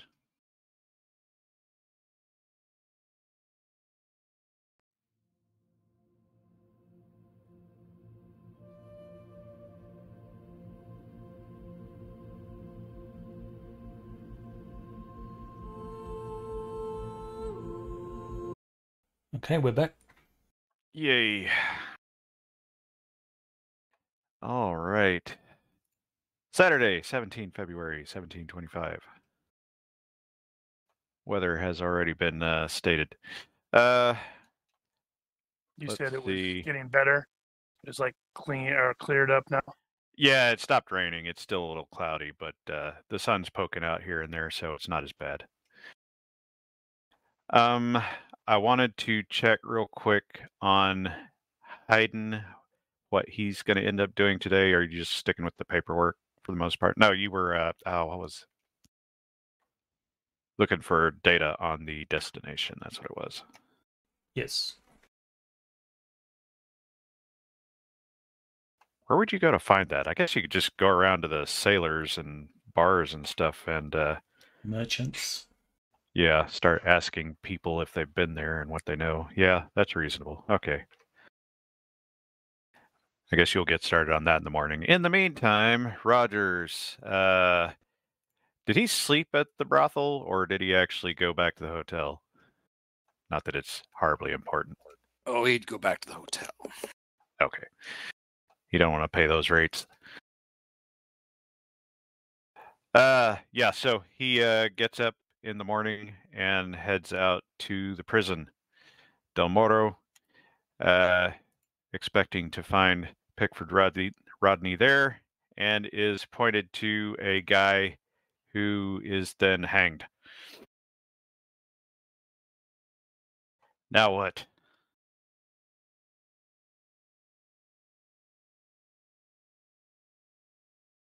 Yay!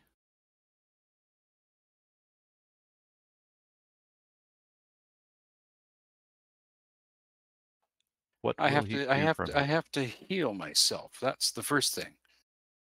That's true. So what did you do yesterday? You just pub crawled basically, so you weren't really stressing yourself out too much. I'll give you that. Excellent. So I see this guy hang, and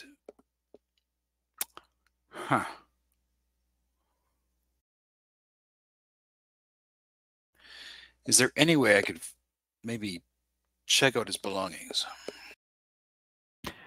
You ask the prison guard if you can see his stuff.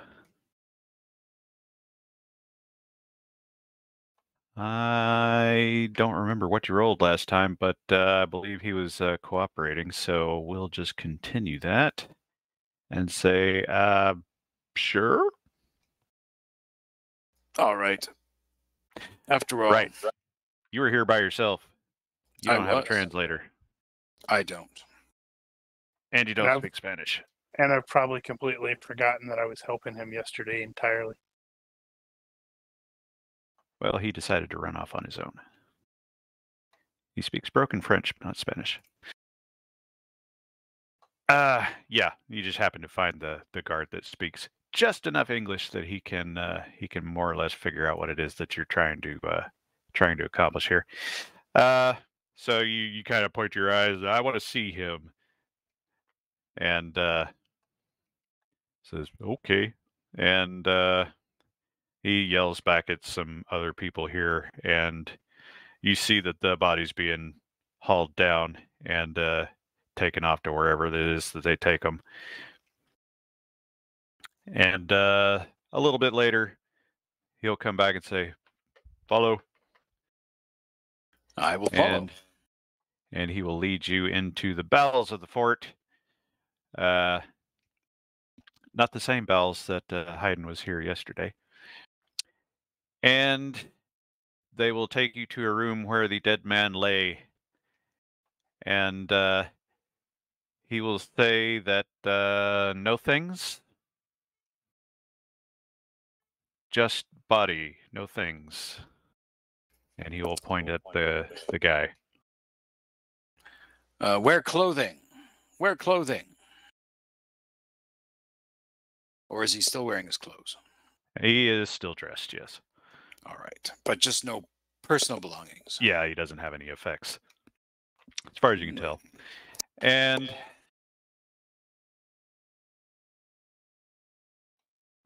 so your next line of questioning here. Well, I will do a search on the body all the same. Okay, so you rummage through his pockets for a minute. Meanwhile, the guard is talking to the guy that brought him in here and some various other people as they're getting situated. You have no idea what the hell they're talking about, but you do hear the name Pickford Rodney being said a couple of times in various tones of voice that sound not the tone you would have had expected. Something like, "Este no es Rodney. Rodney me debe dinero." Okay. I don't speak Spanish. So, in another minute or two after the two speaking are very confused, and the guy that brought you in here will say, "No Rodney. This no Rodney? No Rodney." Well then, who is this? That was Matthew. But no. He'll rattle off another name. And he'll show you the list where the name that he just gave you is crossed out and Pickford Rodney is written in next to it. Ah. Where is he? And I point to Pickford. Show me. No sé, un momento. And he'll go run around a bit, and there's more chattering back and forth while you're stuck in here looking at a dead body.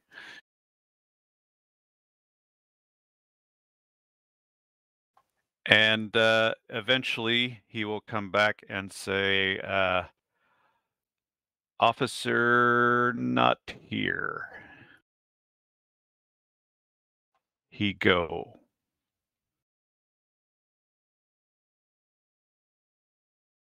When?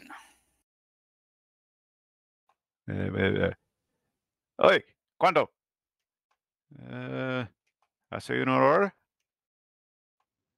1 hour.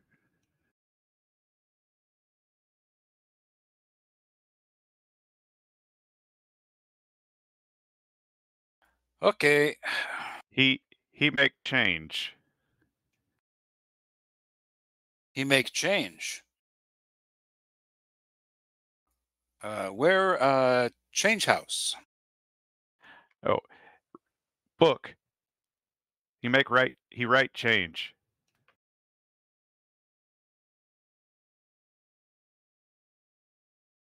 And he's pointing to the record where the dude was crossed out.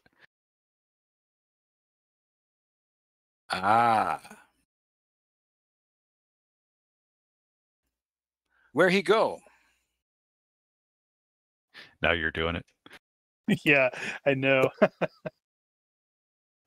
Hey, ¿dónde? No sé.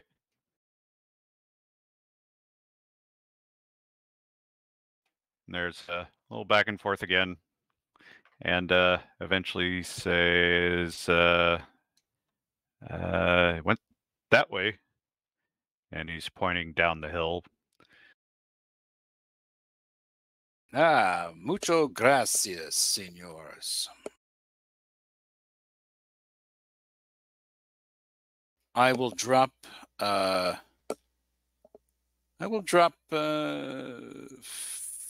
6 reales into his hand. Oh, gracias, señor. And he will show you back out of the castle. And I will start walking down the hill. All right. How will you sort this out at this point? I'm going to continue walking down the hill and keep my eyes open for someone who does not look like they belong in this area. Now, he did say, as far as you got out of him, that he had left an hour ago. Yep. Well, I'm going to start walking. Or thereabout. I'm going to keep walking. So you're walking. just going to walk until you see something. Something that just makes me go,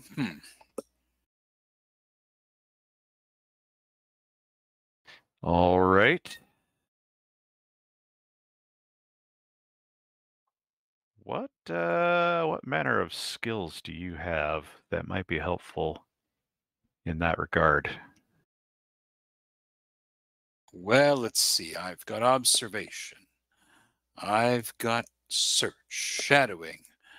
I've got smuggling. I've got find Rodney Picker. Well, look at that skill.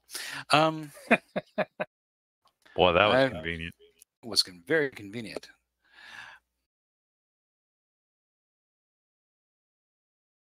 I mean, carousing. That's about it, I think. Yeah, and you're having a real hard time communicating with people as well.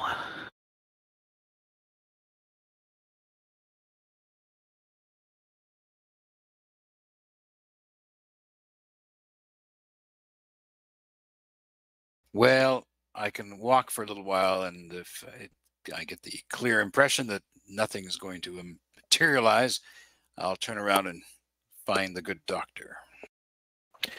All right, then. How long is too long? Let's call it an hour. So you're going to walk around for an hour on the roads back and forth away from the castle. You think about the logical places where somebody might have gone from there, and there's roads going everywhere. It's like, I can't figure that out. Sure. So back into town with you. You can secure a ferry across the harbor. And where is Spenser at this point? It depends on what time of day it is, because he's probably going to spend at least probably the first half of the day doing the cargo passenger thing, and Well, then he's going to go off someplace. I was about to tell you where he was, but yeah, I was going to add, by the way, since Rogers is going in and out of the city walls at this point, he'll be observing that the walls are still actually under construction. The city walls are, and from your observation, it looks kind of like a lowest bidder situation.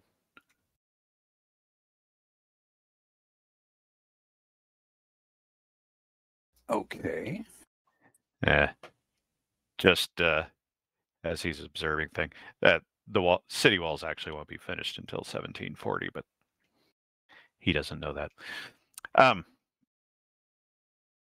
Yes, Spenser is currently at a meeting with a potential buyer for the English goods that you guys brought in. He has Dora with him because she's mostly gravitating toward him these days anyway. That might be his fault. It might be. Just looking out for her. Oh, I got a thing. Hold on. Uh-oh, he's got a thing. Watch out, everybody. Not that kind of thing. Damn it. I forgot the other thing. No, that didn't come up yet. Mission fail.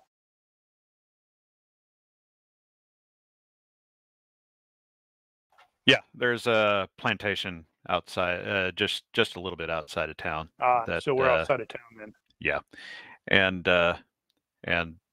this is some wealthy plantation guy, and has expressed an interest in purchasing the English goods because he's got a lot of crap to build around here, and you guys are in the man's study, because he went in there to review his books and see what he can potentially afford with regard to purchasing the goods. And Spenser, is immediately distracted by his not insignificant library containing a number of significant / interesting / esoteric volumes. And the dude's probably gonna find me staring at these things. Going, ooh, this is that. And this is that. Nothing, Yes. Nothing hidden lore-like necessarily, but certainly interesting. Yes, and he will probably discuss it, possibly at length, which may end up boring Dory to tears, or may not. I don't know. We don't know enough about her, what she knows and such. Well, you're probably also starting in Spanish too, but she's seen you around books at least once or twice by this point, and she's probably rolling her eyes. And the guy probably has to go, whoa, what was that? As I accidentally change languages and then go, oh, sorry. He will say that this collection is mostly inherited from his father / grandfather, and that he hasn't read a whole lot of it. And he suspects that some pieces in this collection might get him into trouble one day. I'm certain they will, especially this one, and this one. And he's also heard some rumors lately that a couple of other gentlemen of Havana that have similar libraries have been attacked in their homes, and their libraries ransacked by robed weirdos within the last month or so. And he has been concerned with his own safety of late. Yes, that does sound terrible. Do you happen to have any idea what was taken? He does not. He hasn't been hit himself, so he hasn't had any experience with it. He's just heard that going through the grapevine. Huh. Robed weirdos. He does know the names of the guys that were hit, though. He'll point those out. Yeah, I'll definitely take note of those and then hopefully remember it.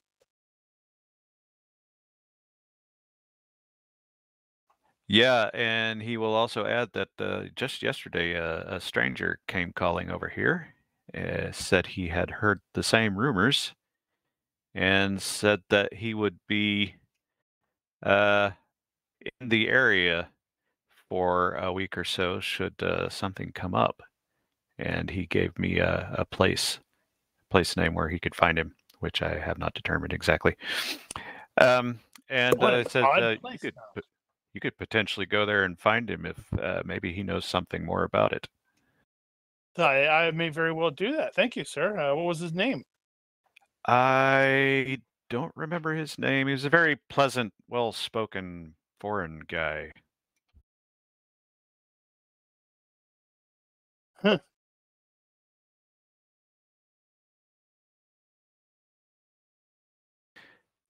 Meanwhile, back at the docks, the South Sea Company ship that you guys had identified the previous day is in fact preparing to depart. It is also called the Elizabeth, in case anybody cares. I suppose Claude might have poked around at that.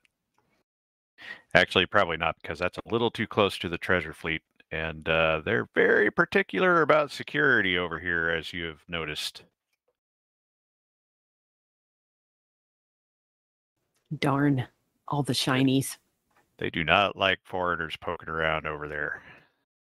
Need to put Sir Randall and Claude on those boats and watch them just like explode with excitement. You guys also will have observed another very large ship loaded with something or other coming in and parking over next to the treasure fleet. Spanish from the look of it.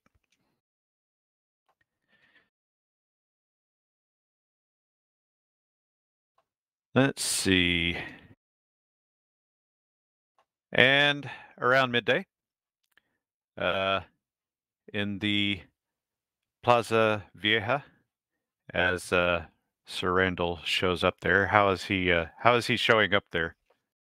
Well, she said, "Buy it with coach."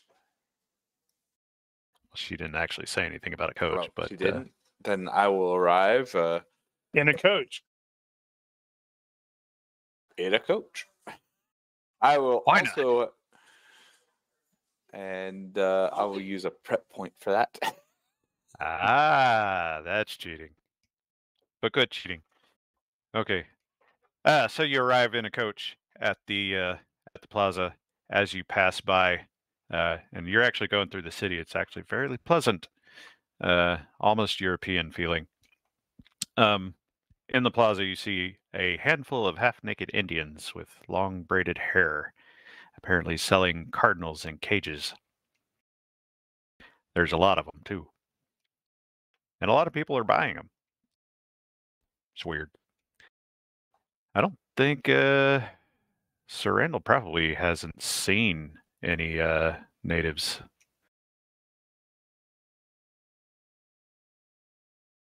Well, actually, he probably has once he got here. He hadn't seen them before. And as expected, you do arrive, and Lady Amira is there and finely dressed and looking forward to meeting you. Well, I'm sure there is a fun park that the coachman can take us to where we can. And she says, I have an idea. I seem to recall you said you were a ship captain. This is true. I would very much like to see your ship. only the most beautiful. Well, second most Small, beautiful thing but that's going to be beautiful. the second most beautiful thing that will be at the port today. Ew. Playing the smoothie, I see. Yeah, she is. She's very excitable about the ship.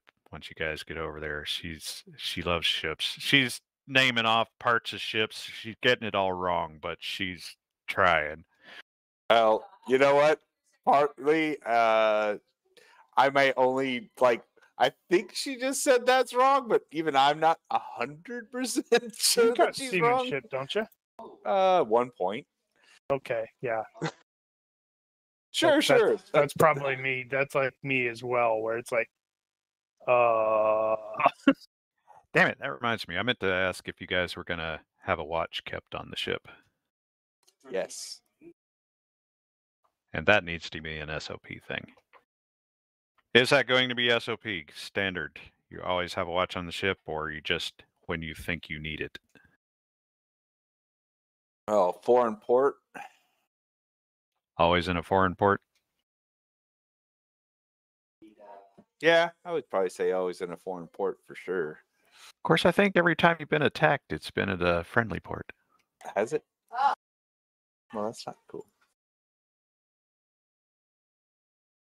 Well, somebody's on watch. I imagine theft and stuff is commonplace, so there should probably be someone on watch all the time. Well, to be fair, in this particular case, there are a lot of soldiers around here. Also, to be fair, they're not obliged to actually do anything for you, so they might not be all that helpful. Apparently, Hoop is on watch right now. he's longingly looking in the direction of the brothel. Well, not anymore. There's a hot chick coming aboard. What? No, doors with me. And, yeah, so Sarandel gives Lady Amira the grand tour of the not-so-grand ship. It's awfully small. She is very It's how you impressed. use it. It's not the size of the ship. It's how you maneuver it in port. Exactly.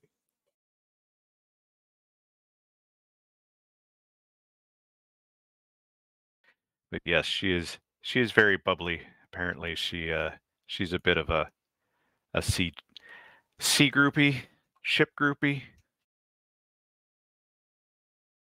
Ain't nothing And wrong with that. Hoop tries to stay well out of the way. While admiring her clothes. Yes, that's it.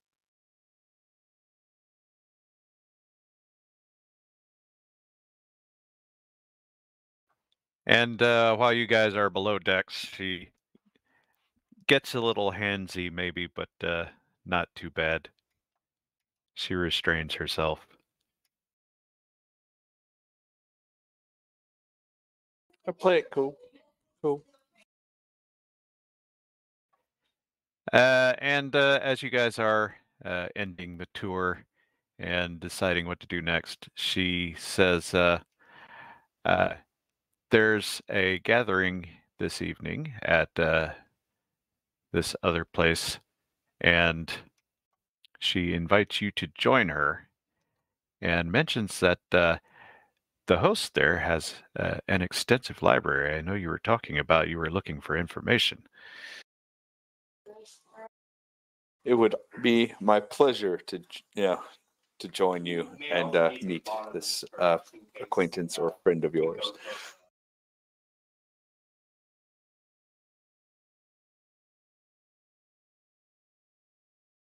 Shall I have a coachman pick you up, or shall we meet there? We will meet there.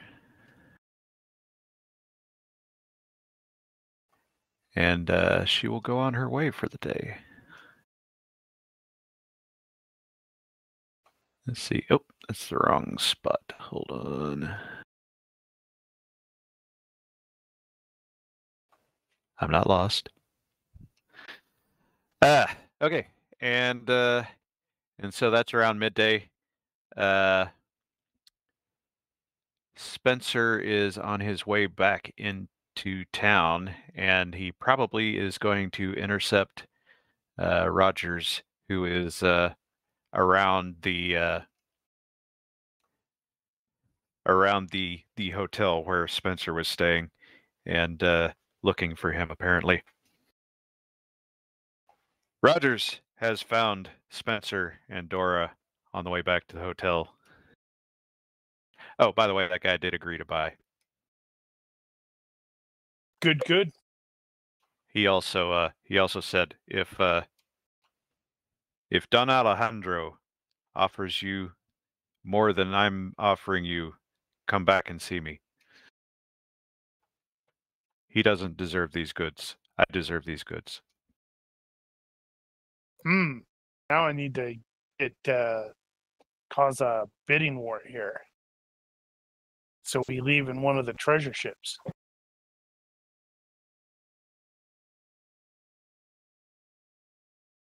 Oh, hello, Lieutenant. Good day, Doctor. I took a bit of a stroll up to the fortress to watch a hanging. Unfortunately, it wasn't the man I was looking for. Yes, unfortunately. Well, you know, I do enjoy seeing a good swing.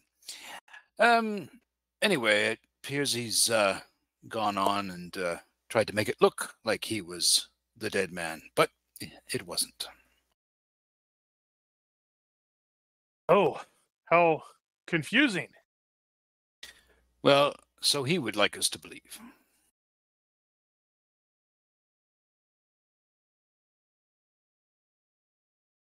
Anyway, I went walking around until I realized it was pointless without you and your capacity for speaking Spanish.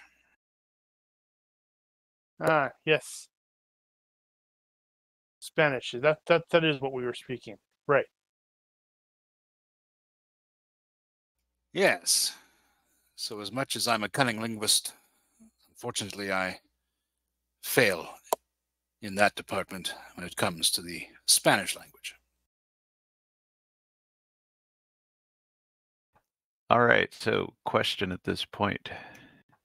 Do you go back and start digging for Pickford Rodney, or do you talk to anyone else?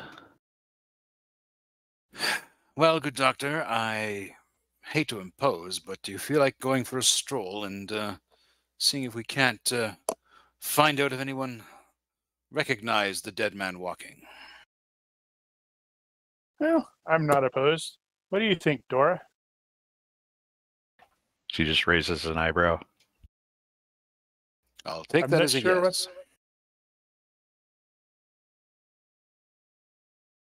Well, I guess we are going a wandering. Excellent. Oh, right. I need to go to that place and talk to that dude. So you make a note to go hit up one of the other merchants on the way. Yes, that, and I also want to, if possible, angle towards that place where the buyer had mentioned the guy who was going to be in town for a week. Well, this particular route is going to take you out of town, and that was definitely in town.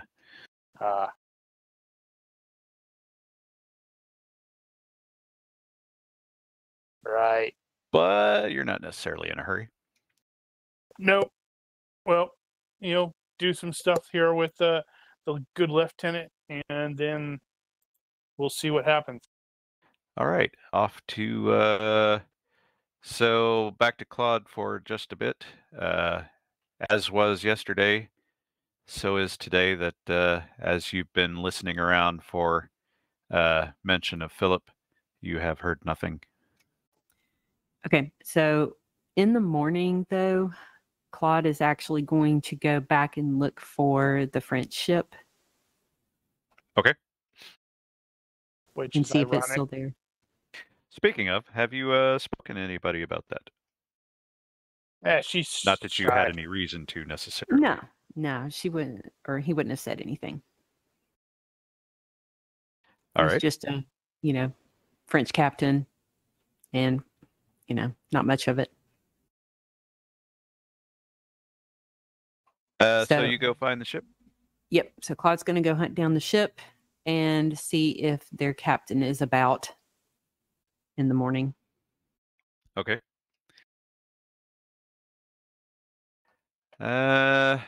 Let's see. Tell you what, roll a d6 for me.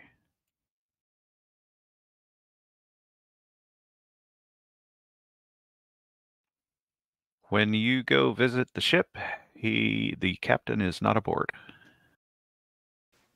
Darn. Okay.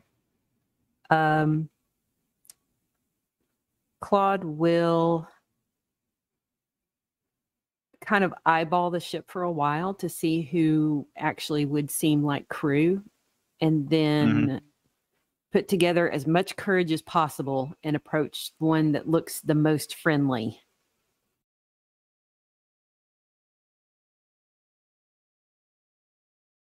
All right. So in social engineering, that would be cutting out. You know what? Roll a seamanship. Minus your shy level. I think it's just a -1, so Ah, let me okay, just you're not take that one bad. off of this. That would be a nope. You fail to find the opening you're looking for. They all look scary in French. Too bad. Which is an odd combination, honestly. Now, Claude's just going to kind of hang out there for the day, or at least for a while, in hopes the captain pops back up. The intention is... Oh, go ahead.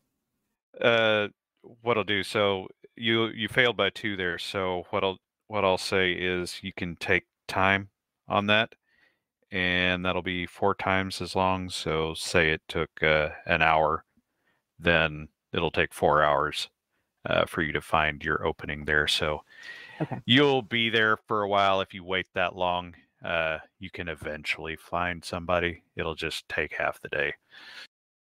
Yeah, that's fine. Claude's intent, and this was probably, it was Claude realizing later that crap, there's somebody there who speaks my language, so I probably should ask about Philip. And Okay. because he was a seaman, and so that's the intent, is that assuming Claude can either talk to one of the sailors or the captain shows back up. Gotcha. He will inquire about Philip if they know of a sailor named Philip, and also what port they sailed from as well, like what city they sailed out of. Okay. So eventually you will get somebody that is that looks non-threatening enough that you can approach, and will tell you that the ship is from Saint-Malo in France, and that they've got a number of Phillips on board. The crew's about 100 or so, something like that, and he'll point out 1 or 2 of them and say, "No, that's not him. That's not him." You say, "Oh, he's from the Philippines, so he's an Easterner," and it's like, no, no one like that aboard here. Okay, Claude will look a little crestfallen, but thank him, and I guess taking a note from watching the rest of his crew acting like drop like a couple of coin, maybe a couple of shillings. That's going to be hard to give up.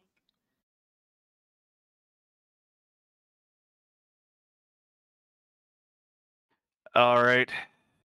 And we will move on back to Rogers, I guess. Well, Hayden had something to do in the morning. Okay, what do you need to do then? in his gathering of information and stuff like that, he's going to be asking around for a Capitan Dupre, if anyone knows. Okay. And he's also going to approach the crew to ask them if any of them have heard about Capitan Dupre. Oh, you mean your crew? Yes, our crew. But he'll, as he's going about getting information, he'll be asking as well. Okay. Well, then, as you are moving to and fro, you will note that that French brig, that pretty French brig that was down the docks from you, happens to also be called Le Chasseur.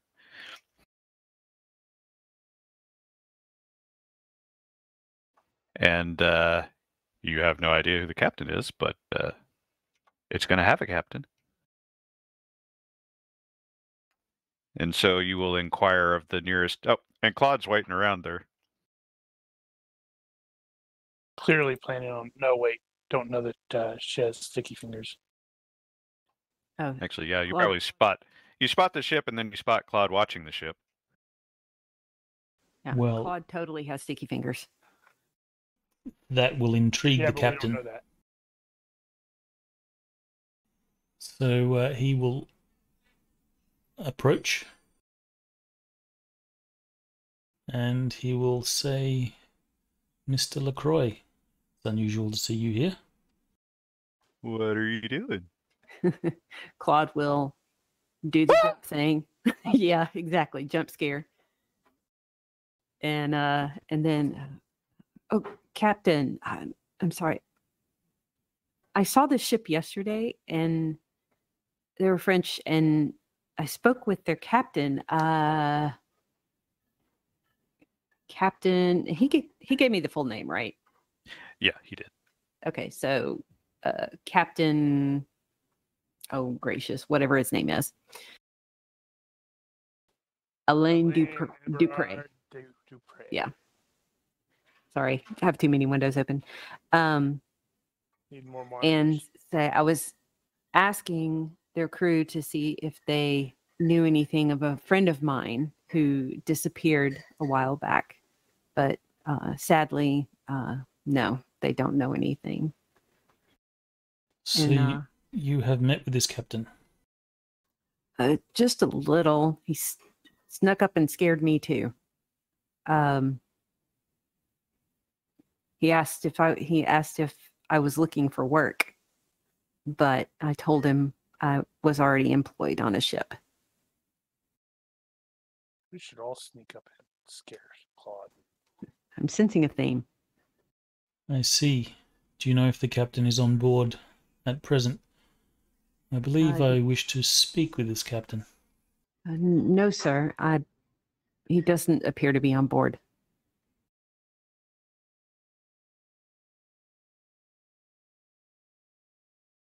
And your business watching this ship?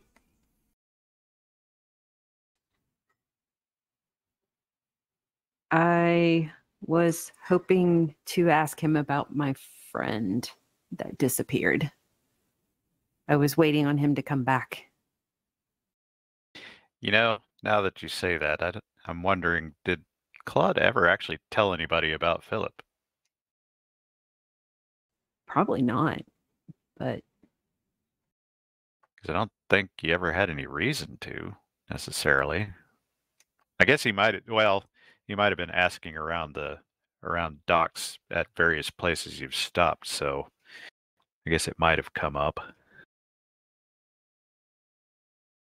Well, Mr. LaCroix, I have business to take care of. If you are intending to stay around and meet with this captain, could you please pass on a message that I would like to meet with him? Yes, Captain.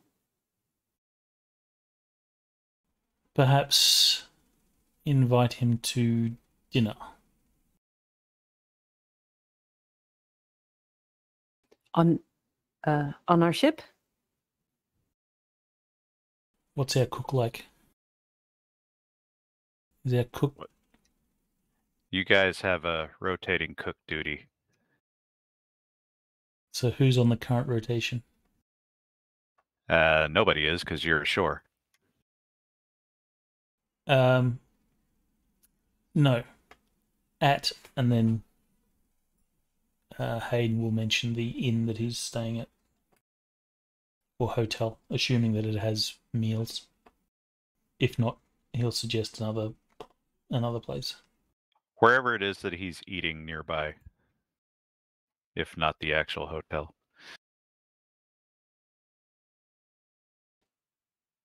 Yes, Captain. So what there time?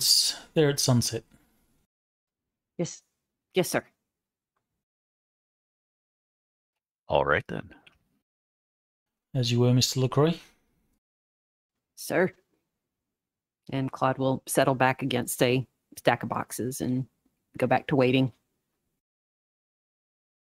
Rogers, Spenser, and Dora return to Del Moro and approach the fort. So they said he headed off that way, but that was some time ago. Yeah, it would have been a few hours by this point.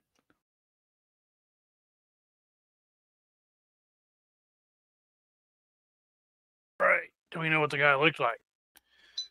I don't know that I've ever met Pickford. You know, I meant to actually bring that up at some point. You actually never met Pickford. The painting came from somebody who got it from him, won it in a gambling thing.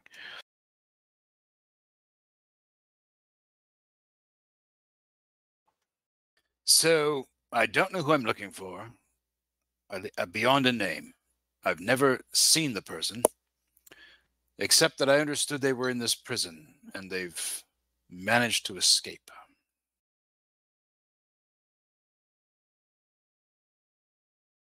Huh. All right, so how to proceed? You just go up to the fort and start asking? I think so. These are the last people that actually saw him. So please, Doctor, would you speak to them? I did grease their palms, so hopefully they'll be forthcoming. Right. Si vous plaît is French, but right. Need to do it in Spanish. Sargento! El inglés es aquí. Yes. I will address them and crap. I don't know what kind of skills I should use for that. Well, you don't have to use a skill. You can just ask. Well, I'm just going to ask. All right, then. The sergeant returns. He recognizes Rogers, greets you confusedly, if not warmly, and Then possibly relieved when he realizes I can actually speak his language. yes, much better. And he will let you know via translator that Miguel Enriquez, the warden,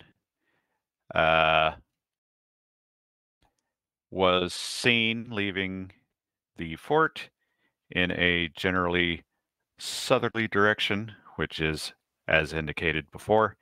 He will also say that he left with a handful of other soldiers, other guards, and that he was the last one he was the one that made the prisoner exchange before the execution and did not properly log the swap. Did he also take the prisoner? He will ask around again and say, well, there was someone else with them.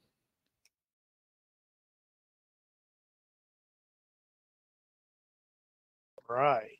So it's... He was wearing a robe or something. I'm wondering if I'm going to end up at that buyer's house again. Wouldn't that be funny? I'm gonna have to help him chase off some robed hooligans. To make the long story less long, I will take whatever influence you would like to use. And from either one of you, however you decide to handle that. And now that you have proper communication, we will follow the trail of clues.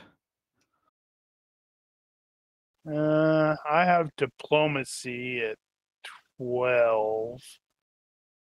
Wow, I'm not that great. I've got it at 12. I've got fast talk at 13. I have diplomacy at 16. Yeah, but you're not here. You're like I'm not with you guys. hanging out. You're hanging out with the pretty Hispanic lady. Well, I have public speaking debate and public speaking rhetoric at 14. Unfortunately, that doesn't really help you here unless you're planning to advertise. I want to debate him. Yeah, so can I make a diplomacy assist to try to get rid of the -1 for the accented and then have Lieutenant Rogers make his... Wait, what did you say your diplomacy was, Nosh? It's the same as yours. It's 12. Oh, okay. Well, yeah, I guess I can still try to do that. So, because if one of us makes it, we're going to have, just one of us makes the roll, we're going to be at -1. But if one person assists, we can maybe get rid of that -1, which is a roundabout way of doing things. That is kind of roundabout, but whatever. I'll take it. Whoever wants to take the lead, the other one goes first. I'll go first. I'll go first since I'm not even speaking Spanish. You're just sitting there smiling good-naturedly like a proper Lieutenant Rogers.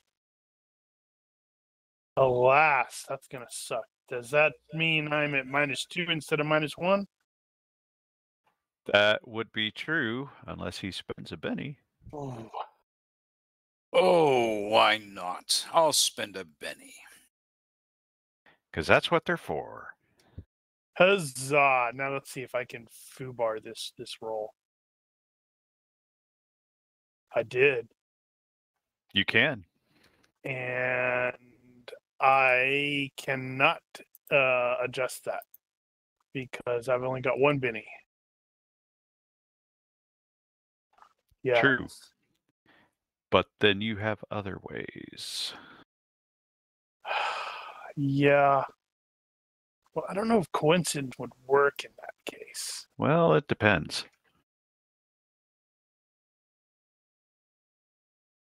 How could I? So this what is this particular roll for? If I may interject, could I unuse that Benny and use my luck instead?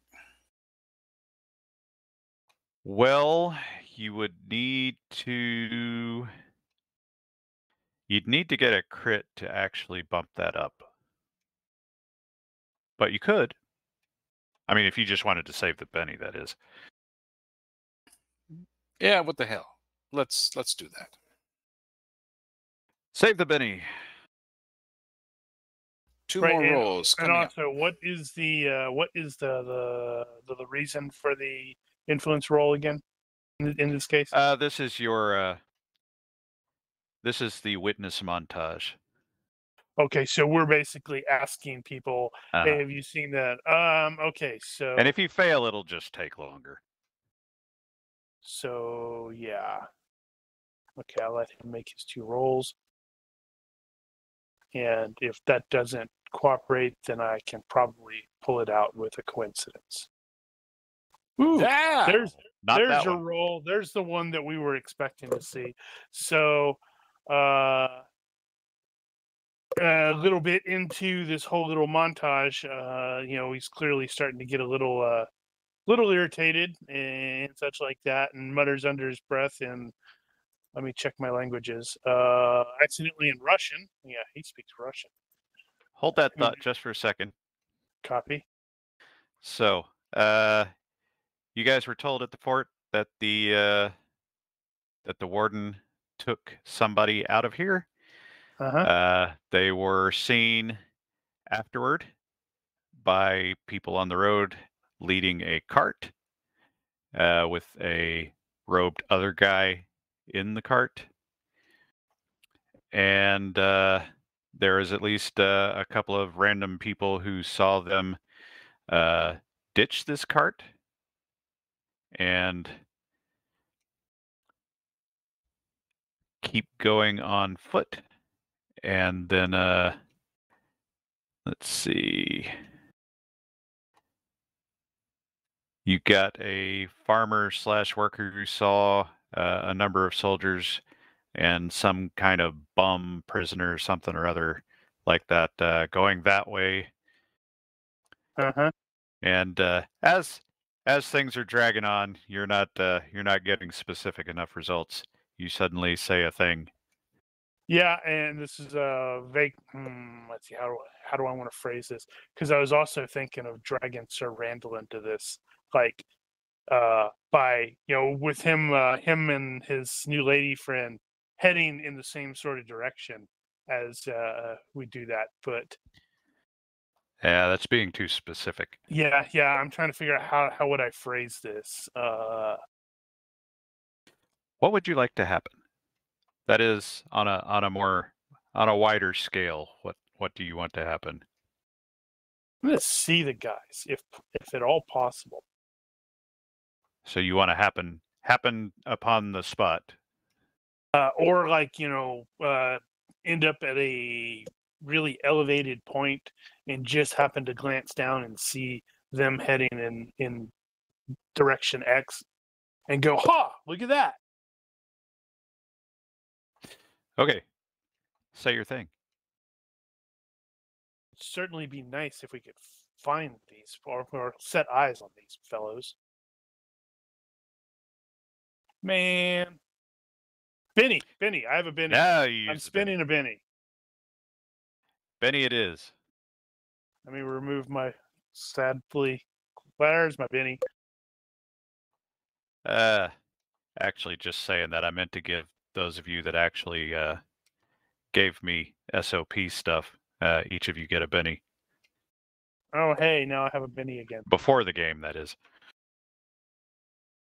So you got one left.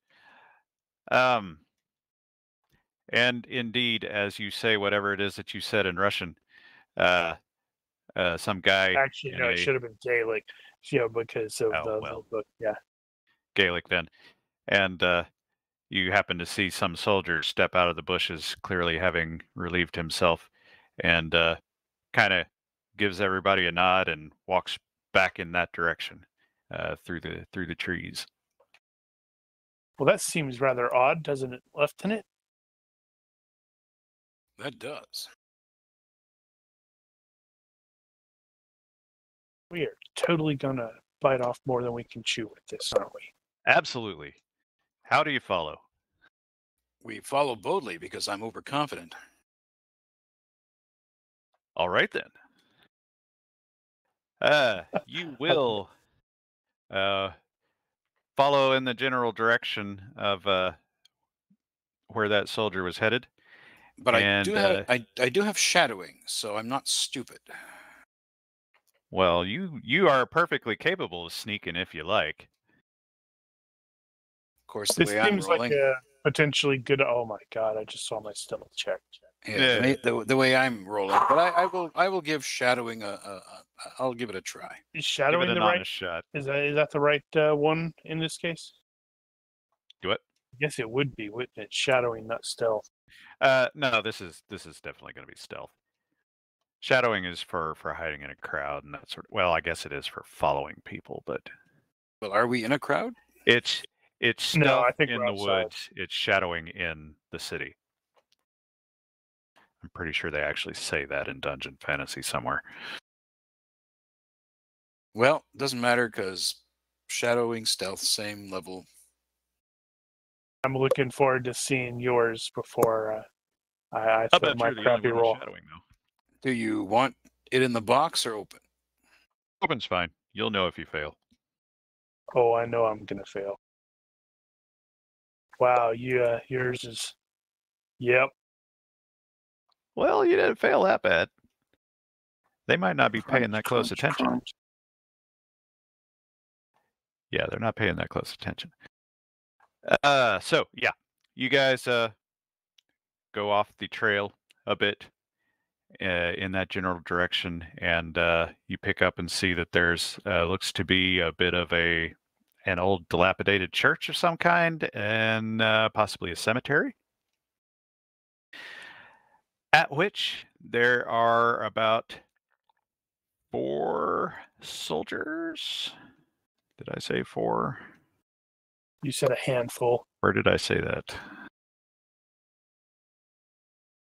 I am not lost. I know exactly where I am. I'm totally lost.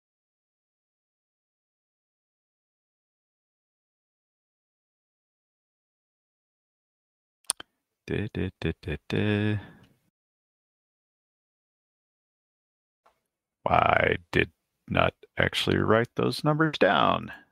That's 4's fine. brilliant. It's all right. I have a backup plan. Hang on. 4's fine. Right, I'm 4. sure. Okay. I'm sure Lieutenant Rogers can take that many. 4 soldiers and 1 officer. You guys are familiar enough with these uniforms. You can pretty much tell an officer from the others. It's not exactly the most pristine of soldiers, but there they are. They are armed with muskets and that sort of thing. Looks like the bayonets are fixed. And there is another kind of skinny white guy who appears to be digging.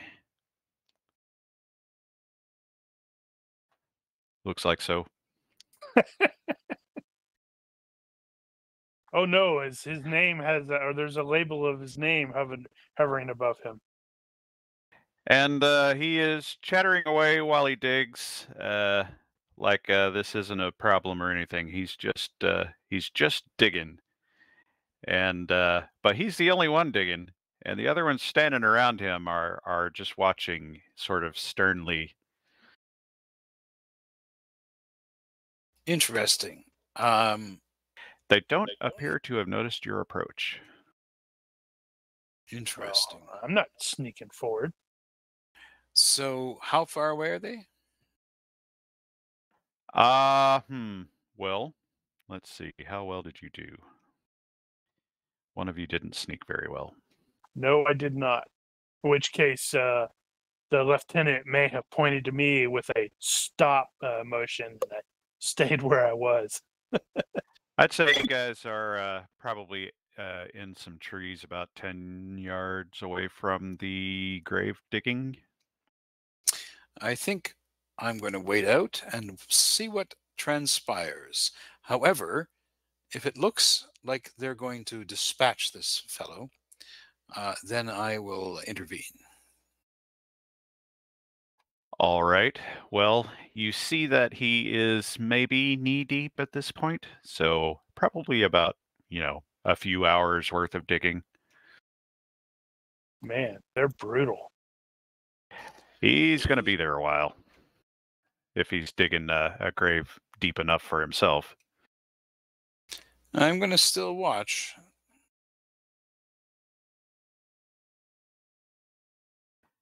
All right.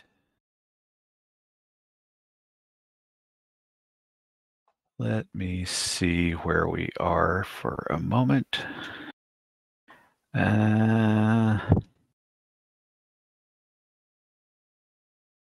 Not there. We're over there. No, Not you're there. not. You are a dirty liar. Let's so you can see after, I don't know, another 15, 20, 30 minutes, starting to get sleepy over there, just not doing anything, watching these guys, watching these guys, watching that guy. You can tell they're getting agitated too. Are they talking amongst themselves? They are. They're chattering around in Spanish, making fun of him, basically, and telling him to dig. And at least in Spenser's case, you hear the word treasure being thrown around quite a bit. And on the other side of the town, while he's sitting in a coach, Sir Randall just sort of randomly perks up. Like, did I hear the word treasure? My treasure sense is tingling. Yep. Treasure sense is tingling. I sense something I've not seen in a while because I'm a slacker.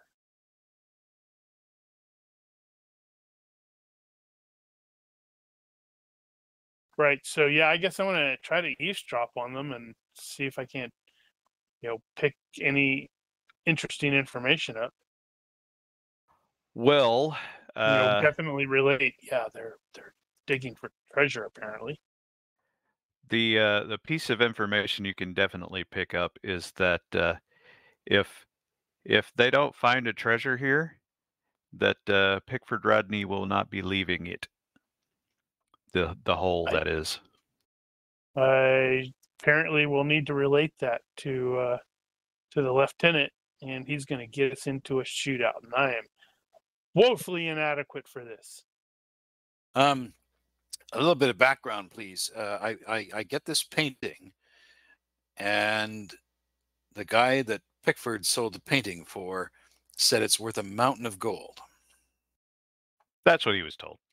And that's all I know. I mean, is this the only interest I have in this guy? Is because I have a painting that apparently he had. I made a quest for you, and I am, yes, okay. You have a quest. You have a quest. And as I'm reading through it, this does not have the information you need right there. What you need, and I should have put that in there. What you need him for is, there is a name on the painting. It is A. Cristobal, and you do not know who that is or where that is. Okay. Your assumption at this point is that Pickford Rodney, being the one who sold the painting, knows the answers to this question, or at least can get you a step closer to it. Okay. So I look at the good doctor and I say, do you know how to act? I played Hamlet once. That's good enough for me. Wait, no, dummy look. He does not have acting. Never mind. That'd be performance, actually. Well, Yeah, acting is what you would need in this case, I would He think. does not have acting, but he does have performance. Performance what? I don't know. What kind of? You don't actually have a specialization in that? Well, I think performance is simply the ability to entertain, whereas acting is the ability to fake actual emotions, yada yada yada. No, I think performance is a specialized skill. I think you have to specify something. I thought. Anyway, not what you need. This is performance. This is the ability to act on the stage or screen. It is different from acting in that you're trying to impress and entertain people, not deceive them. So wait, no. Yeah, I'm getting confused. Ignore that. Stop getting confused. You're right. Yeah. So I wonder if we could just simply stumble upon these people and act like we're just wandering around lost. Well, there are what, 4 of them?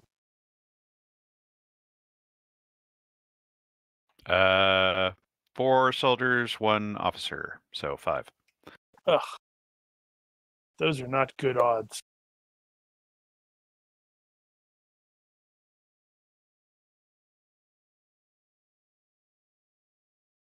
Well, we can continue to wait out and see what happens. You both hear the rustling of grass. Damn it. Very close to you. Uh-oh. And then you realize that Dora is actually walking over there. What? Crap. Don't. I say no. Let's wait out and see what happens here. I'm probably not even thinking, entire. It's like, crap, I gotta grab her, and jump up to go grab her, and then realize She this is a terrible mistake. Yeah, so she's not, walking fast, just kind of walking up like nothing's going wrong, and she just kind of waves and smiles at him, and of course every one of them turns to look at her. Yeah, and I guess Spenser is like, you're gonna grab that, or stumble into sight to grab. Oh, it's like, oh, terribly sorry. Hey, ¿quién es? ¿Qué pasa aquí? It takes a couple seconds to shift mental gears. It's like, right, that's Spanish. And now they're speaking English Right. to me. The I'm sorry? the TV switches the subtitles on. Okay. And yeah, they're challenging. Who are you? Why are you here? Blah blah blah. And they level weapons and all that. Whoa. No need for that, sir. We were just out for a walk. And with all the guns pointing in your general direction, the white guy in the gray takes off running.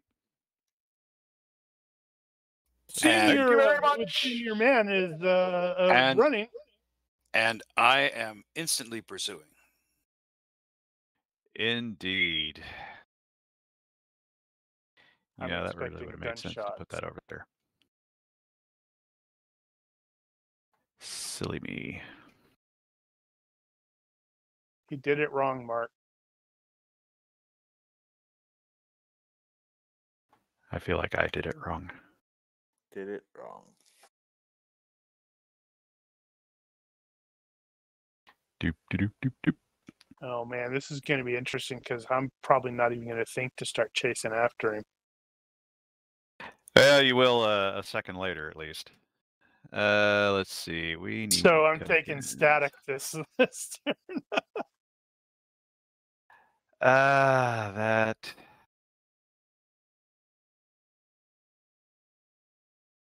Should have been better prepared for that. Let's see. We need you. That right there was exactly the kind of distraction we needed. Mm-hmm.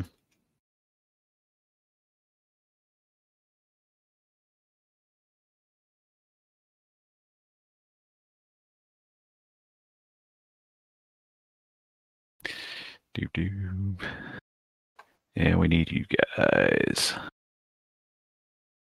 Wow, somebody's using attack. Yeah, not yet.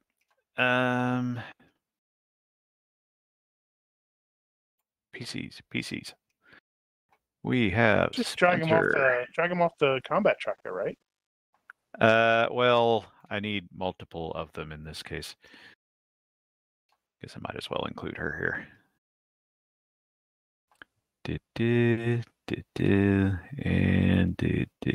All right, that is everybody. Very well. Okay, so you guys are gonna start at short from the soldiers and probably medium from Rodney. So let's see, how do we want to do this? I don't know. How are we going to do this? I think the simplest way to do it would be Rodney is at the end. So you guys will move accordingly, which means soldiers are there. And yeah, that's about right for that. Yep, that'll work. All right, so you guys can take your maneuver. This will be standard rounds, a handful of seconds, whatever is appropriate. I am not going to assess any bad at this point.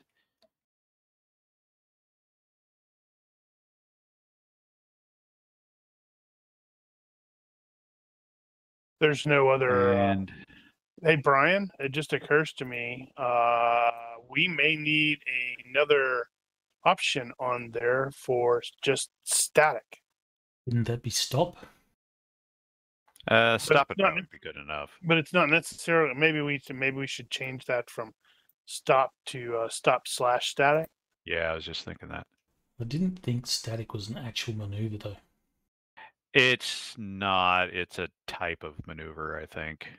It's a tag on the maneuver.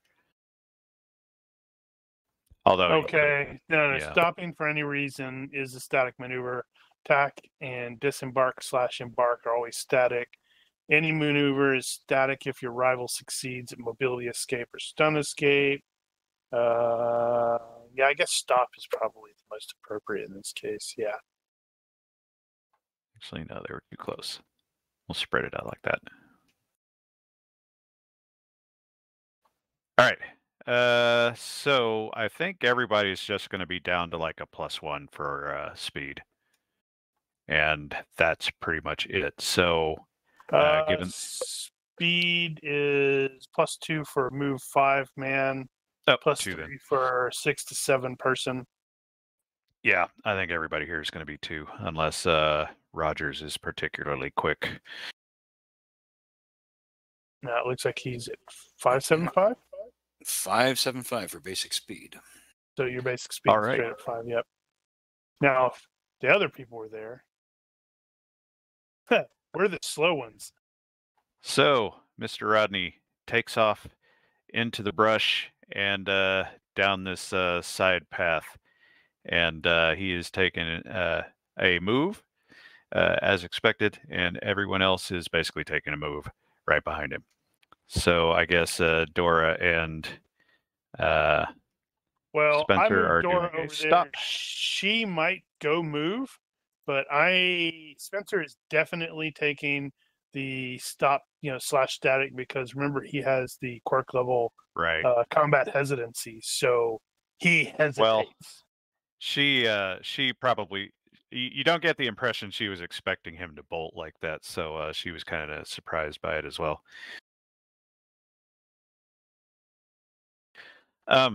So he takes off and everybody takes off after him. At this point, you guys have your maneuvers chosen and you know what the modifiers are. The skill you'll use here is either running or dex or something else if you can think of how it might apply. Falling. Wow. Okay, yeah. Let's see. Don't have running, but then not much running called for on a tiny little ship like ours. Not generally, no. So I guess we just need to. Okay, so I get just a dexterity test, and Rogers gets either a dex or running +2. Right.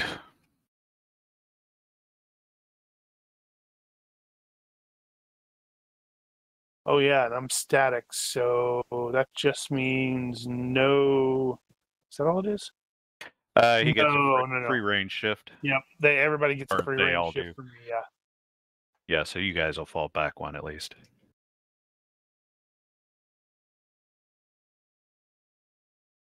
But you are succeeding, so that is Are you going to use chase circumstances? no, I am not. I may modify things as pictured. Yay! So I got a success by 1. Let's see. So that is going to be. That is going to be.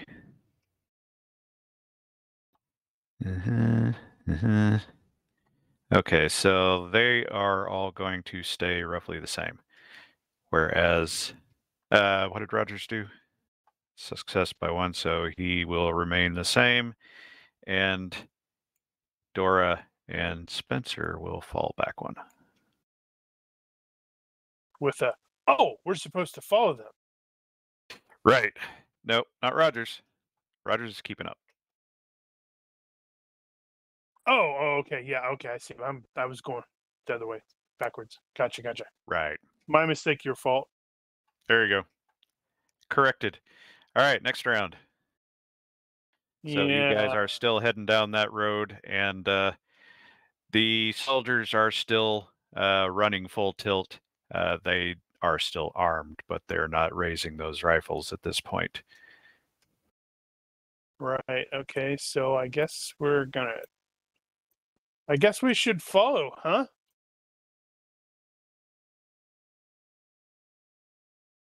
Yeah, I'm going to keep pursuing.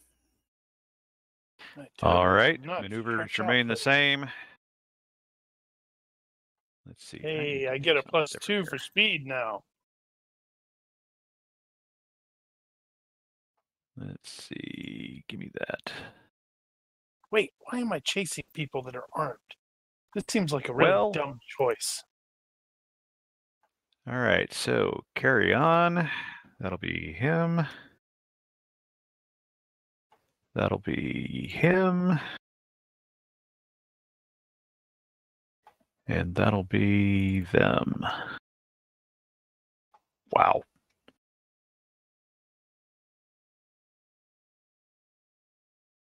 Jeez. Even with a plus 2, that's crap.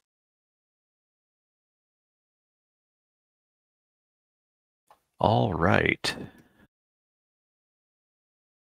Let's see. So,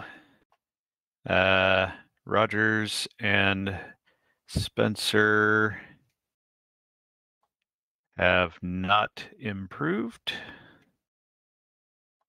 And the officer has not improved, but the soldiers have, or at least one of them. We'll say one of them has improved. So,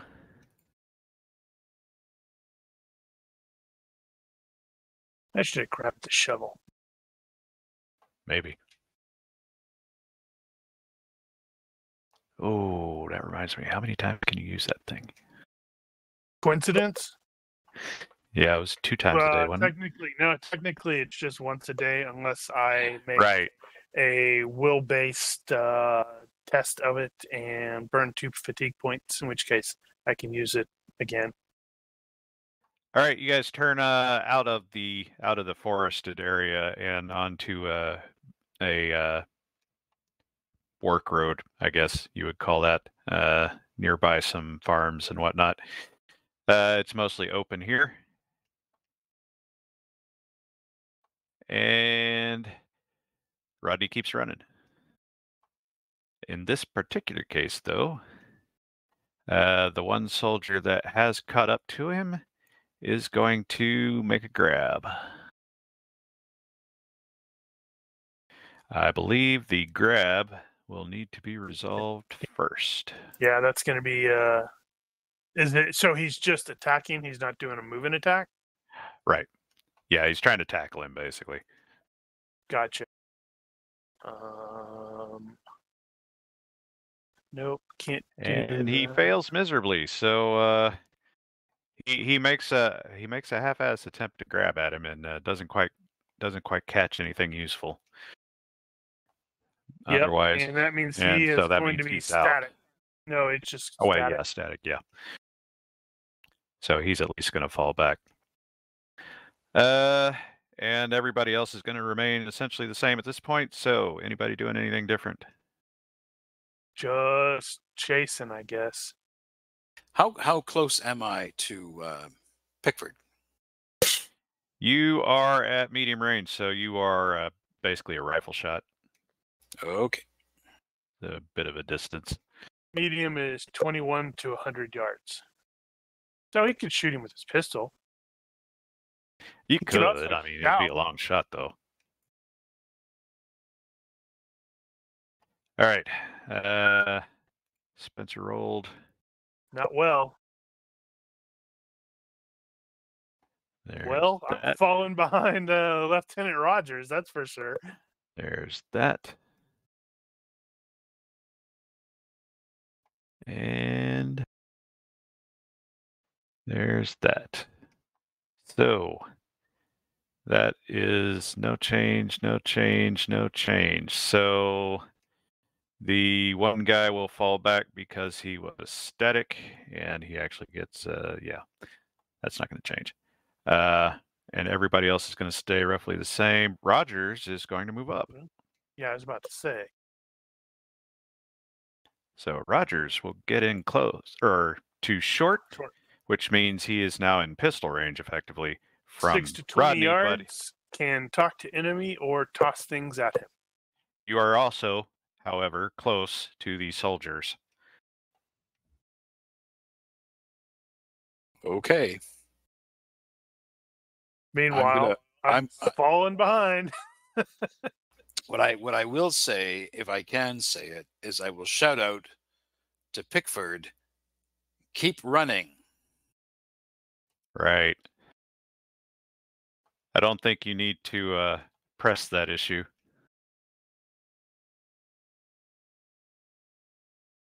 All right, next round. Anybody doing anything different at this point? No.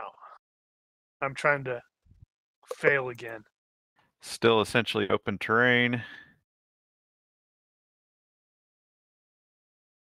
Ooh, didn't fail. Indeed. Let's see how everybody else does. Disappointing. Dope. And that. Wow, gonna be like that today. And that. So that means no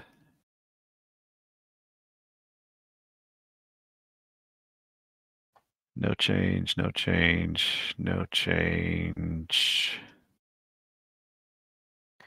no change. Failed to close once again. Whew. All this For the running. record,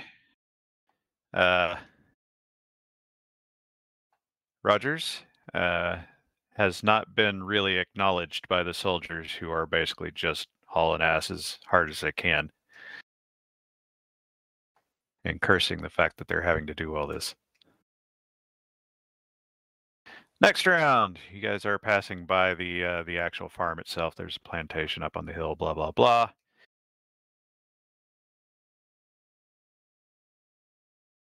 Anybody doing anything different this round? I am looking to see if I dare do something different. No, my physical skills are inadequate, so I have to just continue to run. Man, can this be the plantation that Sir Randall and company are gathering to meet at today? Could be. Because that'd be hysterical. That would be hysterical. Take that as a no. Nobody's doing anything different. Okay. Nope. There's the roll I was expecting.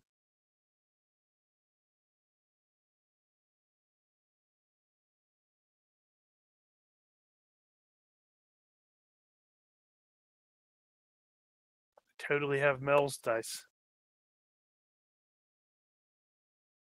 Well, let's see here. So that's gonna be. Yeah. Spenser's falling back.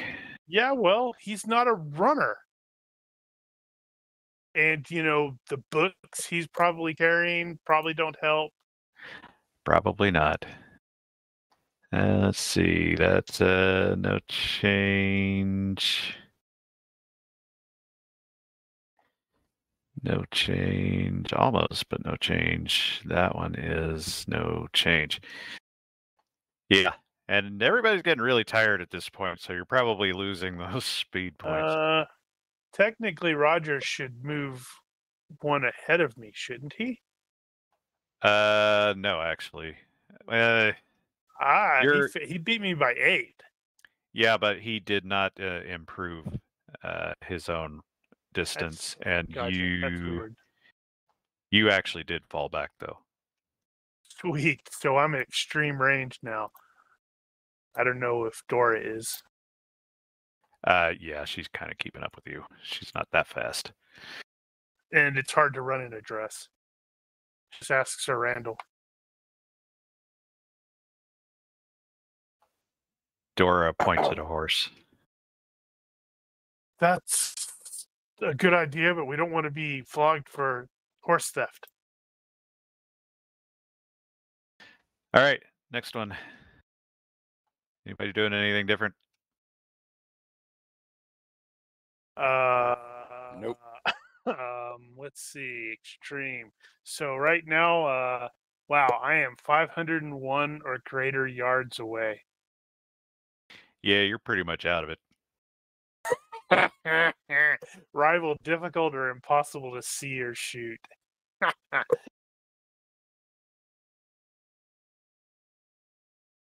Let's see if I can borrow Mill's dice one more time. Man, I rolled positive. What's up with that?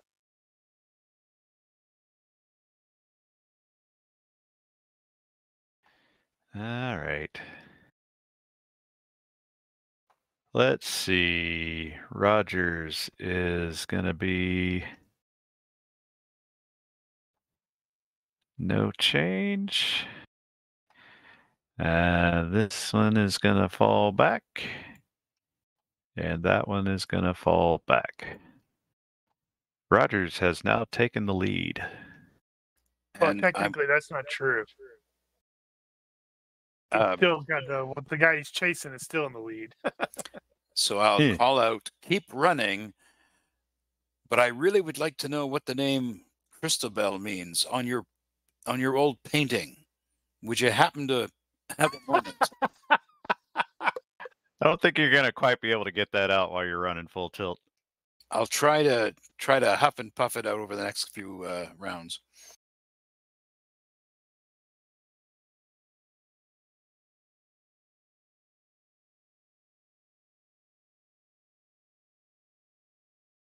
Yeah, I think at this point, Spenser and Dora are just like jogging more than anything.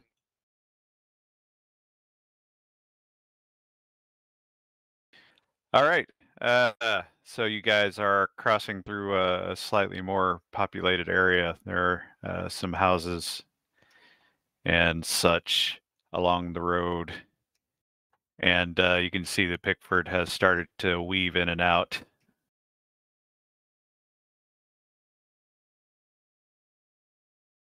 Well, I'm going to keep chasing him.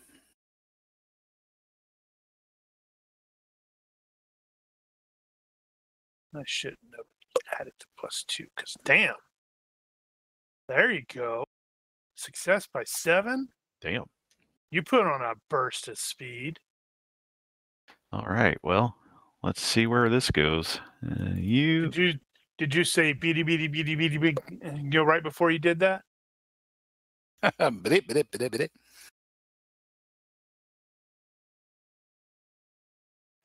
Mm-hmm. Suck down some spinach. Okay. That did not go like I expected. All right. Let's see. Rogers is going to get 2, so he can move into close.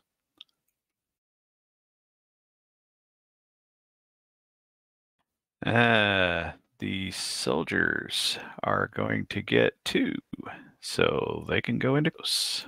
Whoa.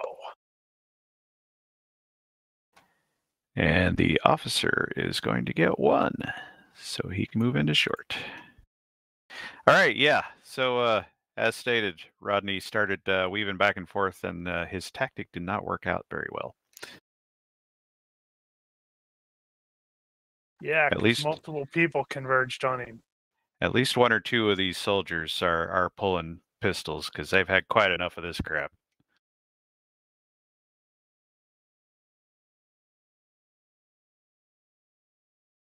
All right. 1 more.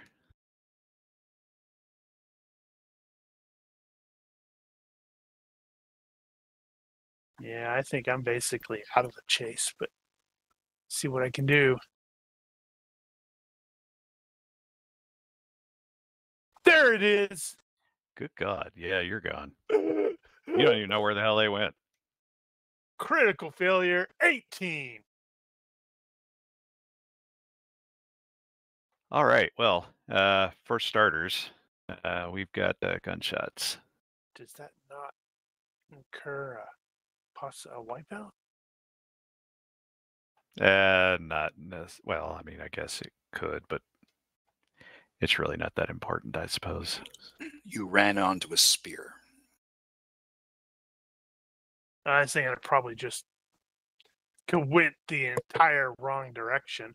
Everybody took a hard right at one of the the roads, and by the time me and Dora got there, we're like, we have no idea what you guys went. We're gonna go this way, and we went left. All right. Yeah. So Rodney stumbled before, and he rolled to get up. The soldiers all had pistols, pulled him out, and fired at him at relatively close range. Smoke and fire and all that. Didn't look like he was shot, though, because he scrambles to his feet and disappears around one of those buildings. Disappears in the smoke.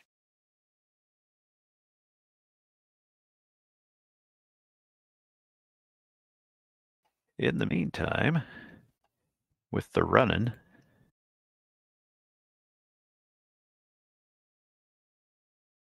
because they stopped, and that is that. So you have to at least short. All right. So, yeah, gunfire. Pickford scrambles back to his feet. You guys are trying to catch up. Seeing as Rogers didn't stop to shoot or attack or anything, he keeps running. He's able to keep up with Rodney and see him go around that building and spring up, not very gracefully, on the back of a horse that was behind the building there, and take off in the other direction, not entirely under his own control.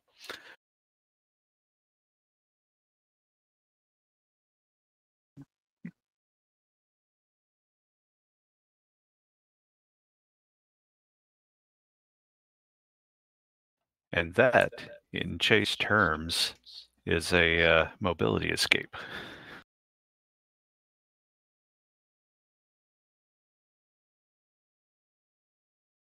Okay.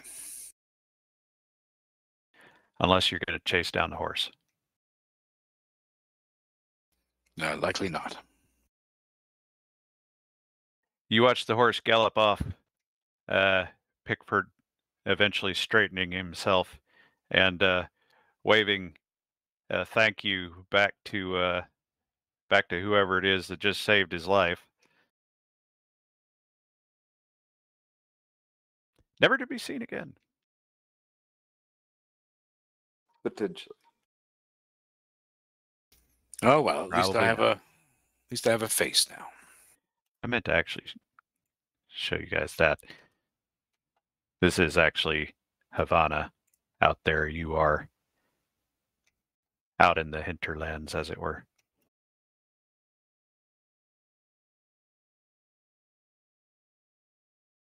Well, Okay. Well, Rodney got away, so success? Sure. Sort of. now you need to avoid the soldiers.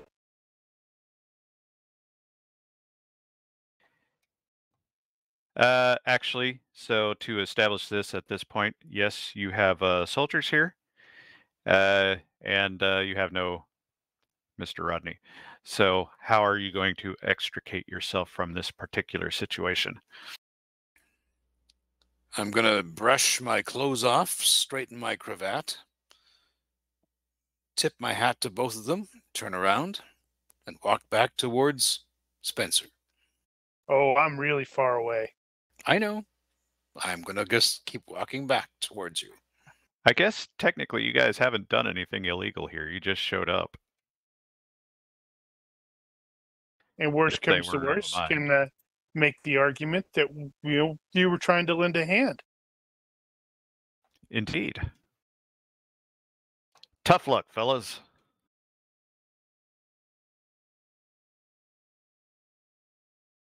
Let's see. Did they try to stop you? They might be too gassed to give a damn. They are clearly not going to try real hard. Wait, stop! Don't go. We gotta. Oh, All right. Somebody give me a reaction roll. Well, I will. This is your plot thread. You should do it. Yeah, they don't care. Most of them are just going to bloody collapse right there. The officer doesn't fall, but he's like bent over double, breathing like a bellows. And also, Rogers has no idea where the hell Spenser is now. Well, right now, Spenser has no idea where the hell Spenser is. Also that. Because, when with that crit fail, I think he went the wrong way. Everybody went right, he went left. Eventually, you will find your way back to town, assuming that is where you are headed. Oh, indubitably. Okay, let me see. Hold on.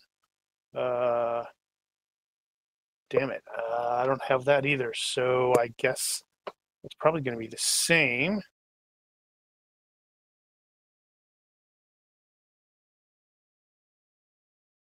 Not letting me do what I wanted it to do. I hate when it does that. Okay, so this is the wrong skill. It's saying sea, but it's going to be land. But I don't have points in it at all on either one of them. So whatever. And yeah, we're completely lost out here.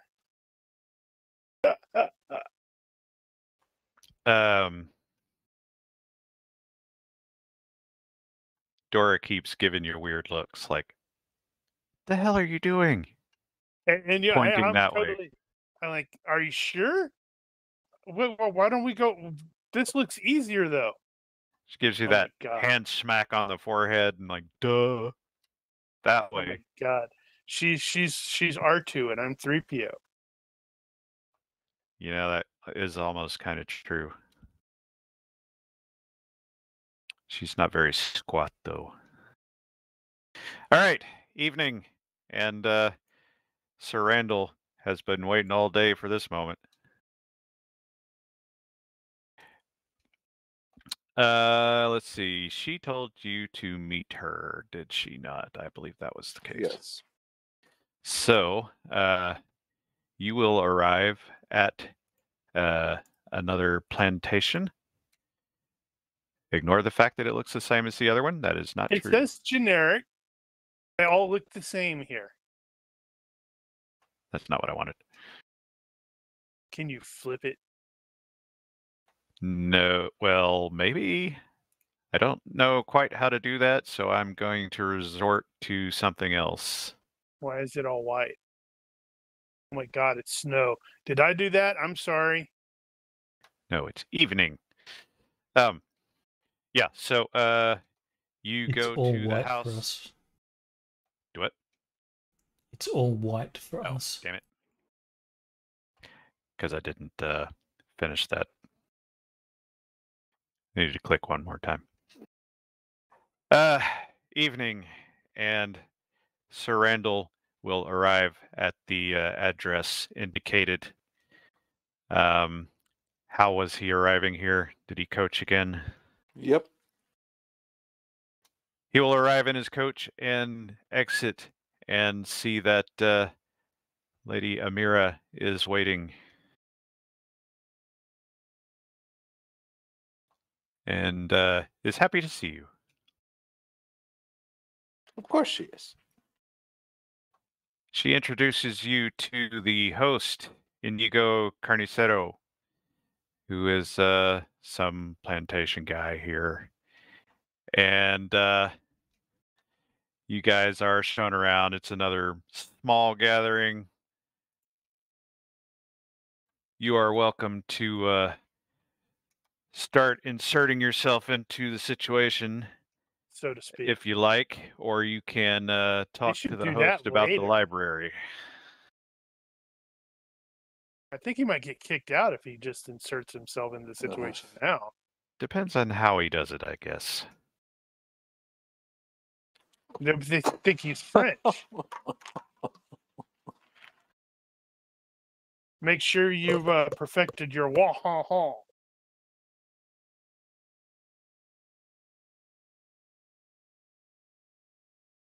So, I will. Is this a? It's a party, right? Yes. Or is it, okay. Right. Yes. Similar situation as before. Damned idle rich. You know it. Not the same people, though. Understood. Right. Well, you're still wandering to get back. Or maybe trying to find Dr. Spenser, who's totally lost.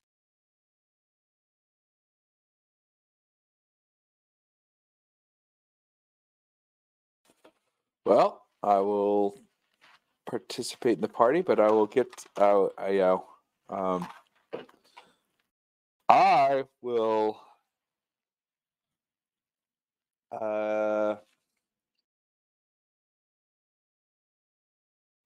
Forget what you were going to do? No. Well, what I mean, so my goals here are to ingratiate myself with the host so I can see his library, but also, make or give her the spotlight. Right. And of course, ingratiate myself to her.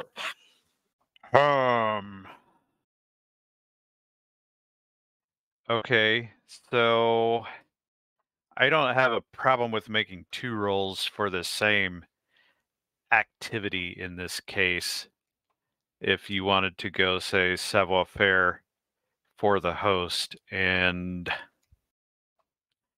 God, what would that be? Diplomacy? If you were trying to make yourself look good, what would it be? Would that just be Carousing? savoir-faire again? Carousing, maybe? I mean, it could be Could be. carousing. I can do carousing. I It can live with depends. that. I mean, if I know him to have like an affinity Well, I'm not talking for about him. certain I'm talking things. about her. Oh, to her? Oh, Sex that's appeal. yeah, or no, actually, according to because you got me looking into it, the social engineering, it is fast talk. Well, okay, you could do that, yeah.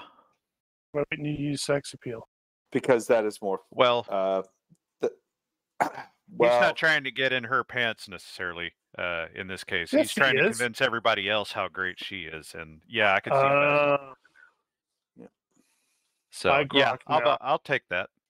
So 1 each, and if you want to make your carousing roll and get your +2 for both of those, I will count that. Okay.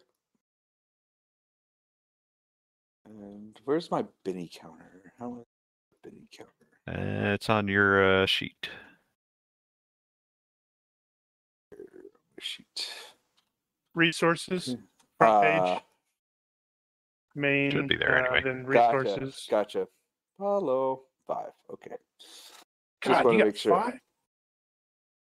Yeah, he hasn't been spending them. Man, I need to step up my game, apparently. So, here's the carousing. Okay. And then this is to talk her up. Please. Oh. Wow. Oh, yes. Well done. Jesus. Yep. And then well, if you're going to have a margin crit by 10 at some time, that's the time, I guess. He keeps moving the chandelier so it puts her in the light. Always in the light. What you don't know is I slipped a guy with one of those like things right here to walk sort of right behind her or about beside her, secretly in the background. So. All right, one more. And then this one is going to be is this the diplomacy to, or which is this one? For making myself, ingratiating myself with the host. Well, I think savoir-faire would probably work there. Gotcha. Oh. Alrighty. That's actually did not put the +2s on those either. User with that disconnected from your carousing, channel. with that +1. No, it that's doesn't. 2. Oh, yes. Okay, so it'd be success by 10 because he's still at -1 for the. Oh yeah. Oh, language. right. Yep, Yeah. yep. Still, yep. But still success by 10. Okay. So Well- you are making. Everybody knows who you are tonight. Let's see how everybody else is doing. This is a tough crowd, but not that tough. So, yeah. You would be the star of the show, but she's the star of the show. And everybody thinks you guys are awesome, and you are the cutest couple ever.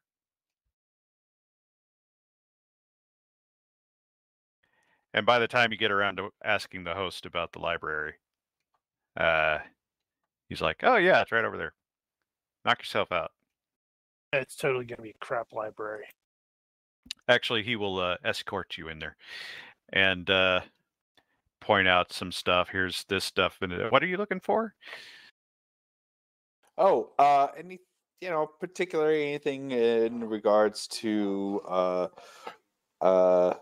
that focuses on Mayan or Yucatan exploration logs, history, etc., or anything regarding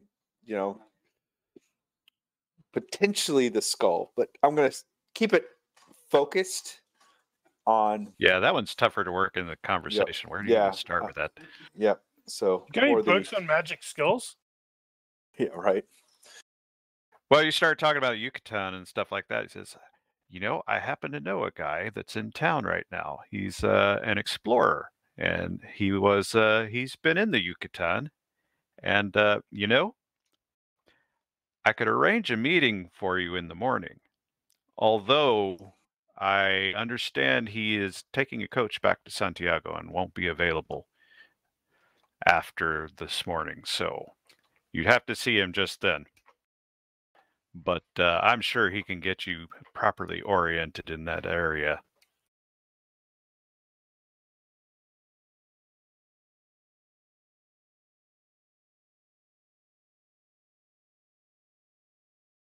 Well, I'm most grateful for knowing. And as you're processing that and all that, Amira will suddenly recall that, oh no, she has agreed to attend a hunt hosted by Don Juliano in the morning, and this is kind of on behalf of her father, so she really has to show up for this thing, and she also remembers that Don Marco, that drunk guy from last night, he's probably going to be there. Oh, decisions. Dun, dun, dun. Here it is. You know Which what? head does he think with? Oh. Let's see. Since it's been going so extremely well, he's just impulsively going to say, well, I can't, allow you, if you would have me, Uh-huh. Well, then I would, I'll gratefully ensure, the distance is kept between you and the rum-soaked Miscreant. miscreant. All right. Well, she is extremely happy and sad at the same time because she realizes that she's keeping you from whatever it is that you're doing, which you haven't really discussed yet. And the host said, that's so sad. Well, I'll pass on that you'd like to talk to him sometime. Perhaps you can correspond. I will definitely write the letter. And with that, we return to the road wherein Spenser and Dora are making their way back to town, having gone horribly wrong somewhere along the way. I said I was sorry. And as you guys are nearing the general area, you hear the sounds of horses and a coach, We'll and get out the of the coach way. pulls up and stops nearby, and the door opens. And the guy inside the coach says, "Why, hello there, Mr. Spenser. I didn't expect to see you here." Nor did I expect to see you here. Cut to black. Cue the music. Roll credits. I don't want to get into the fairy dude's coach. For what it's worth, this dude played an awesome Brainiac in Krypton. Mm-hmm. He could be a bad guy. But then again, he could not be. His flag's What? black. He's a bad It's guy. got it's a question mark. That's a question mark flag. His nation of origin has not been identified. And he's dressed in black. He's a bad guy. Because I can't identify his accent. All right. 1 character point for everybody that was present, including Rogers, who is no longer with us. Huzzah! No longer on the stream. You know what I mean. And let's see. So I gave an extra Benny to Ronki, to Mel, and to Rigel Kent, Who promptly used it. who promptly used his. Did you already else? give us those bennies before the game? I did not. So if you didn't, you'll need to add those. After that, any new bennies for anybody else that you can think of at this point? I think actually both Nosh and Com Junkie played their threads pretty well, I thought. So maybe both of them. Yeah, I can get behind that. They're like, this is gonna hurt. Seconded, thirded. All right. Everybody gets one. Woo! Let's see. We don't have any stability stuff to do this time. Nothing crazy happened there. Clearly, some calisthenics were done on the part of the crew here. Yep. And that's pretty much all the bookkeeping I have. Anybody got anything? Not at the moment. Well, then, if you are watching this and you have questions, corrections, suggestions, or general hecklings, feel free to leave a comment here or find us on Discord. Like and subscribe and all that. Thank you for watching. Olympus out. Night.